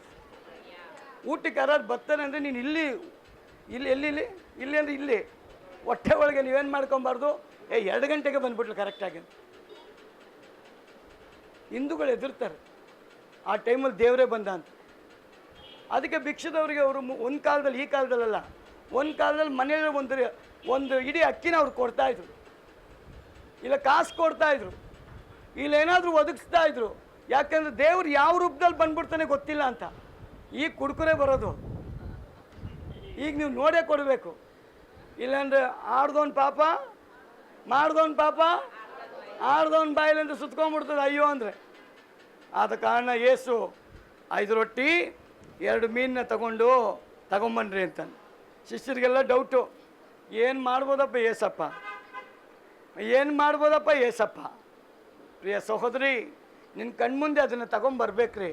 ಆ 5 ರೊಟ್ಟಿ 2 ಮೀನನ್ನ ನೀವು ಮುರಿದಂಗೆ ಆ್ಯಕ್ಷನ್ ಮಾಡಬೇಕು. ನೀವು ಯಾವಾಗ ಅದನ್ನು ಪ್ರಾಕ್ಟೀಸ್ ಮಾಡ್ತೀರಾ, ನಿಮ್ಮ ಮನೆ ನಂಬಿಕೆಯಲ್ಲಿ ನಡೆಯುತ್ತೆ. ನಿಮ್ಮ ಮನೆ ಪಾತ್ರೆಗಳನ್ನ ದೇವ್ರು ತುಂಬಿಸ್ತಾನೆ, ನಿಮ್ಮ ಮನೆ ಫೈನಾನ್ಸನ್ನು ದೇವ್ರು ತುಂಬಿಸ್ತಾನೆ, ನಿಮ್ಮ ನಂಬಿಕೆನ ದೇವ್ರು ಇನ್ಕ್ರೀಸ್ ಮಾಡ್ತಾನೆ. ಆ ಅನುಭವನ ನಿಮ್ಮ ಕಣ್ಮುಂದೆ ತಗೊಂಬರ್ಬೇಕು. ಅದೇ ಚಿಂತೆ ಮಾಡೋಕ್ಕೆ ದೇವ್ರು ಇಟ್ಟಿರೋದು. ನಾವು ಬಡ್ಡಿಯವನು ಯಾವಾಗ ಬರ್ತಾನೆ, ಸಾಲದವನು ಯಾವಾಗ ಬರ್ತಾನೆ, ಓನರ್ ಯಾವಾಗ ಬರ್ತಾನೆ, ಇದರಲ್ಲೇ ಸಂಘದವ್ರು ಯಾವಾಗ ಬರ್ತಾರೆ, ನಳಿನಿಯವ್ರಿಗೆ ಅದೇ ತೊಂದರೆ. ಇದು ಯೋಚನೆ ಮಾಡಿ ಮಾಡಿ ಪರಲೋಕದ ಯೋಚನೆನೇ ಮಾಡೋಕ್ಕೆ ಟೈಮ್ ಇರೋಲ್ಲ. ಚೀಟಿ ದುಡ್ಡು ಯಾವಾಗ ಕಟ್ಟೋದು, ಬಾಡಿಗೆ ಯಾವಾಗ ಕಟ್ಟೋದು, ಮೊಬೈಲ್ ಬಿಲ್ ಯಾವಾಗ ಕಟ್ಟೋದು, ಏನು ಮಾಡೋದು, ಲೋನ್ ಬಂದ್ಬಿಡ್ತಲ್ಲ, ಇನ್ನು ಡೌನ್ ಪೇಮೆಂಟ್ ಕಟ್ಟಬೇಕಲ್ಲ, ಇದೇ ಚಿಂತೆ. ನಂಬ್ರಿ, ನಿಮ್ಮ ಮನೇಲಿ ಮಲ್ಟಿಪ್ಲೈ ಆಗುತ್ತೆ. ಯಾವಾಗ ಹುಡುಗನ ಕೈಲಿರೋ 5 ರೊಟ್ಟಿ 2 ಮೀನು ಯೇಸು ಸ್ವಾಮಿ ಕೈಗೋಯ್ತೋ, ಆ ಪದಾರ್ಥ ಶಕ್ತಿನ ಹೊಂದ್ಕೊಳ್ಳುತ್ತೆ. ಅವನು ಮುರಿದು ಕೊಡ್ತಾನ್ರಿ. ಬೈಬಲ್ ಹೇಳ್ತದೆ, ಎಲ್ಲರೂ ತಿಂದು 12 ಪುಟ್ಟಿ ಮಿಕ್ತಂತ. 12 ಪುಟ್ಟಿ ಮಿಕ್ತಂತ್ರಿ. ಆವಾಗ ಶಿಷ್ಯರಿಗೆ ನಂಬಿಕೆ ಜಾಸ್ತಿ ಆಗುತ್ತೆ. ಅಲ್ಲಿವರೆಗೂ ನಂಬಿಕೆ ಕಡಿಮೆ ಇತ್ತು. ಯಾವಾಗ ಮಿರಕಲ್ಗಳು ನಡೆಯುತ್ತೋ ನಂಬಿಕೆ ಜಾಸ್ತಿ ಆಗುತ್ತಂತೆ. ಅದಕ್ಕೆ ದೇವರ ವಾಕ್ಯ ಹೇಳ್ತದೆ, ನನ್ನ ನಾಮದಲ್ಲಿ ನೀವೇನು ಬೇಕಾದರೂ ಬೇಡ್ಕೊಳ್ರಿ, ಅದನ್ನು ನಾನು ಒದಗಿಸ್ಕೊಡ್ತೇನೆ. ನಮ್ಮನ್ನು ದೇವ್ರ ಕೈ ಕೊಡ್ರಿ, ನಿಮ್ಮನ್ನು ದೇವರು ವಿಶೇಷವಾದ ಲೈಫ್ಗೆ ಕರ್ಕೊಂಡು ಹೋಗ್ತಾನೆ. ಹಲ್ಲೆಲೂಯ. ನನ್ನನ್ನು ನಾನು ದೇವ್ರಿಗೆ ಕೊಡಬೇಕು, ನನ್ನ ಕುಟುಂಬನ ದೇವ್ರಿಗೆ ಕೊಡಬೇಕು, ನನ್ನ ಸರ್ವಸ್ವವನ್ನೇ ನಾನು ದೇವ್ರ ಕೈಗೆ ಕೊಡಬೇಕು. ಯಾರು ಕೊಡ್ತೀರೋ ಅವ್ರ ಲೈಫ್ನ ದೇವರು ಸೂಪರ್ ನ್ಯಾಚುರಲ್ ಪವರ್ಗೆ ಕರ್ಕೊಂಡು ಹೋಗ್ತಾನೆ. ಪ್ರಿಯ ಸಹೋದರಿ, ನನ್ನ ದೇವ್ರು ಜೀವಂತವಾಗಿದ್ದಾನೆ. ಎಷ್ಟು ಜನ ನಂಬ್ತೀರ ನನ್ನ ದೇವ್ರು ಜೀವಂತವಾಗಿದ್ದಾನೆ? Hallelujah, hallelujah. ಎಷ್ಟು ಜನ ನಂಬ್ತೀರ ನನ್ನ ದೇವ್ರು ಜೀವಂತವಾಗಿದ್ದಾನೆ? ನನ್ನ ದೇವ್ರ ಜೊತೆಲಿ ಬರ್ತಾನೆ ಅಂತ ಎಷ್ಟು ಜನ ನಂಬ್ತೀರ? ಯೋಷುವ ಪಾಠ ಕಡೆಯದಾಗ ಹೇಳಿ ಮುಗಿಸ್ತೇನೆ. ಯೋಷುವ ಪಾಠ ಇದ್ದಾನಲ್ಲ, ಅವನು ರಾಜ. ಅವನು ಹೇಳ್ತಾನೆ, ಯುದ್ಧಕ್ಕೆ ನಾನು ಹೋಗಲ್ಲ, ಯುದ್ಧ ಮಾಡೋಕ್ಕೆ ನನ್ನ ಕೈಯಲ್ಲಿ ಆಗಲ್ಲ, ನನ್ನ ಕಡೆ ಇರೋರು ಜನ ಕಡಿಮೆ, ನನಗೆ ವಿರುದ್ಧವಾಗಿ ಬರೋ ಥರ ಯುದ್ಧಕ್ಕೆ ಬರ್ತಿರುವಂಥ ಜನ ಜಾಸ್ತಿ. ಅದಕ್ಕೆ ಅವನು ಹೇಳ್ತಾನೆ, ನೋಡ್ರಪ್ಪ ನನ್ನ ಮಾತನ್ನ ಕೇಳ್ರಿ, ನಾವೆಲ್ಲ ಸೇರಿ ನಮ್ಮ ದೇವ್ರ ಹತ್ರ ಹೋಗೋಣ, ನಾವು ಆರಾಧನೆ ಮಾಡೋಣ, ಪ್ರಾರ್ಥನೆ ಮಾಡೋಣ. ನಮ್ಮ ದೇವರ ಆರಾಧನೆ ಪ್ರಾರ್ಥನೆ ಮಾಡೋರನ್ನ ಬಿಟ್ಟು ಏನು ಮಾಡಲ್ಲ. ನೀನು ಪ್ರಾರ್ಥನೆ ಮಾಡುವಾಗ ನನ್ನ ದೇವ್ರು ನಮಗಾಗಿ ಯುದ್ಧ ಮಾಡ್ತಾನೆ. ಹಲ್ಲೆಲೂಯ. ಅದಕ್ಕೆ ಪ್ರವಾದಿ ಯೆಶಾಯ ಹೇಳ್ತಾನೆ 55:6, ಯೆಹೋವನು ಸಿಕ್ಕುವ ಕಾಲದಲ್ಲಿ ಆತನನ್ನ ಆಶ್ರಯಿಸ್ಕೊಳ್ರಿ. ಯೋಹಾನ 20:1 ಹೇಳ್ತದೆ, ಮಗ್ದಳದ ಮರಿಯಳು ಮುಂಜಾನೆ ಇನ್ನು ಮೊಬ್ಬಿರುವಾಗಲೇ ಕಣ್ಣೀರಿಂದ ಸಮಾಧಿಯ ಬಳಿಗೆ ಹೋಗಿ ಕರ್ತನನ್ನು ಹುಡುಕಿದ್ಲಂತೆ. ಪ್ರಿಯ ಸಹೋದರಿ, ಇವತ್ತು ನಾನು ನೀನು ಕರ್ತನನ್ನು ಹುಡುಕೋದು ಕಲ್ತು ಬಿಟ್ರೆ ನಿನ್ನ ನನ್ನ ಮನೆಯನ್ನು ದೇವರು ಗುಡ್ಡದ ಮೇಲೆ ಇಟ್ಟುಬಿಡ್ತಾನೆ. ಹಲ್ಲೆಲೂಯ. ಗುಡ್ಡದ ಮೇಲೆ ಏನಿರ್ತಾನೆ? ಏನಕ್ಕೆ ಇರ್ತಾನೆ? ಎಲ್ಲರಿಗೂ ಕಾಣಲಿ ಅಂತ. ಆಮೆನ್. ಕಡೆ ಒಂದು ಮಾತು, ಕೊರಿಯಾ ದೇಶದಲ್ಲಿ ಆರಂಭದ ದಿನಗಳಲ್ಲಿ ಕೊರಿಯಾ ದೇಶ ಭಯಂಕರ ಇಕ್ಕಟ್ಟು ಬಿಕ್ಕಟ್ಟಲ್ಲಿತ್ತಂತೆ. ತಿನ್ನಕ್ಕೆ ಆ ದೇಶದವರಿಗೆ ಅನ್ನನೂ ಇರಲಿಲ್ಲ ಅಂತ. ಆ ಟೈಮ್ನಲ್ಲಿ ಅವ್ರು ಏನು ಮಾಡ್ತಾಯಿದ್ರು ಅಂದರೆ ಈ ಮರದ ಎಲೆಗಳನ್ನ ಬೇಯಿಸಿ ಅವ್ರು ಊಟ ಮಾಡ್ತಾಯಿದ್ರು. ಅಷ್ಟು ಒಂದು ರೀತಿಯಾದ ಕಷ್ಟದ ದೇಶ. ಆ ಸಂದರ್ಭದಲ್ಲಿ ಪಾಲ್ ಆಂಗಿಚೋ ಅಂತ ಒಂದು ಸೇವಕರು ಏನು ಮಾಡ್ತಾರೆ, ಒಂದು ತೀರ್ಮಾನ ಮಾಡ್ತಾರೆ. ಯಾಕೆ ನಾವು ಮುಂಜಾನೆ ನಮ್ಮ ದೇವ್ರನ್ನ ಹುಡುಕಬಾರ್ದು? ಅವ್ರು ಹೇಳುವಾಗ ಅವ್ರ ಜೊತೆಗೆ ಕೈ ಜೋಡಿಸಲ್ಪಟ್ಟವರು 3 ಜನ ಮಾತ್ರ. ಆ 3 ಜನ ಒಂದು ಗುಡಿಸಲನ್ನು ಕಟ್ಕೊಂಡು ಬೆಟ್ಟದ ಮೇಲೆ ಪ್ರಾರ್ಥನೆ ಪ್ರಾರಂಭ ಮಾಡಿದ್ರು. ಆ ಪ್ರಾರ್ಥನೆ ಇಡೀ ದೇಶಕ್ಕೆ ಆಶೀರ್ವಾದ ತರುತ್ತೆ. 3 ಜನರಿಂದ ಪ್ರಾರ್ಥನೆ ಪ್ರಾರಂಭ ಮಾಡಿದ್ರಲ್ಲ, ಇವತ್ತು 10 ಲಕ್ಷ ಜನ ಅವ್ರ ಚರ್ಚಲ್ಲಿ ಆರಾಧನೆಗೆ ಬರ್ತಾರೆ. ಮುಂಜಾನೆಯಲ್ಲಿ ಇವತ್ತಿಗೂ ಸಹ ಲಕ್ಷಗಟ್ಟಲೆ ಜನ ಆ ಬೆಟ್ಟದ ಮೇಲೆ ಹೋಗಿ ದೇವರನ್ನು ಆರಾಧನೆ ಮಾಡ್ತಾರಂತೆ, ದೇವರ ಸಮ್ಮುಖವನ್ನು ಹುಡುಕ್ತಾರಂತೆ, ದೇವರ ಸನ್ನಿಧಾನವನ್ನು ಬಯಸ್ತಾರಂತೆ. ಇವತ್ತು ನಾವು ಮುಂಜಾನೆ ಎದ್ದು ಆರಾಧನೆ ಮಾಡ್ತಾ ಇದ್ದೇವ? ನಮ್ಮನ್ನು ಪರೀಕ್ಷೆ ಮಾಡ್ಕೊಳ್ಬೇಕು. ಅವ್ರು ಹೇಳ್ತಾರೆ, ನಾವು ಕರ್ತನನ್ನು ಹುಡುಕುದೋ ಅವನು ನಮ್ಮನ್ನು ಆಶೀರ್ವಾದ ಮಾಡಿ.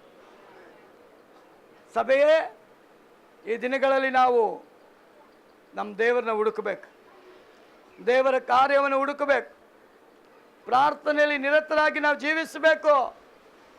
ಹೋಗುವಾಗ ಬರುವಾಗ ಅನ್ಯ ಭಾಷೆಗಳಿಂದ ತುಂಬಲ್ಪಟ್ಟಿರಬೇಕು. ಯೇಸು ಕಲಿಸಿಕೊಟ್ಟಿದ್ದು ಒಂದೇ, ಬೇಸರಗೊಳ್ಳದೆ ಪ್ರಾರ್ಥನೆ ಮಾಡ್ರಿ, ಸೋತು ಹೋಗದೆ ಪ್ರಾರ್ಥನೆ ಮಾಡ್ರಿ, ನಿರಾಶೆ ಆಗದೆ ಪ್ರಾರ್ಥನೆ ಮಾಡ್ರಿ. ಪ್ರಾರ್ಥನೆ ಸೋಲಲ್ಲ, ಜಯವನ್ನು ಕೊಂಡು ತರ್ತದೆ. ಆಸನು ಪ್ರಾರ್ಥನೆ ಮಾಡ್ದ, ದಾನಿಯಲ್ ಪ್ರಾರ್ಥನೆ ಮಾಡ್ದ, ಎಸ್ತೇರ್ ಪ್ರಾರ್ಥನೆ ಮಾಡ್ದ. ಇವತ್ತು ಅಪೊಸ್ತಲರು ಪ್ರಾರ್ಥನೆ ಮಾಡಿದ್ರು.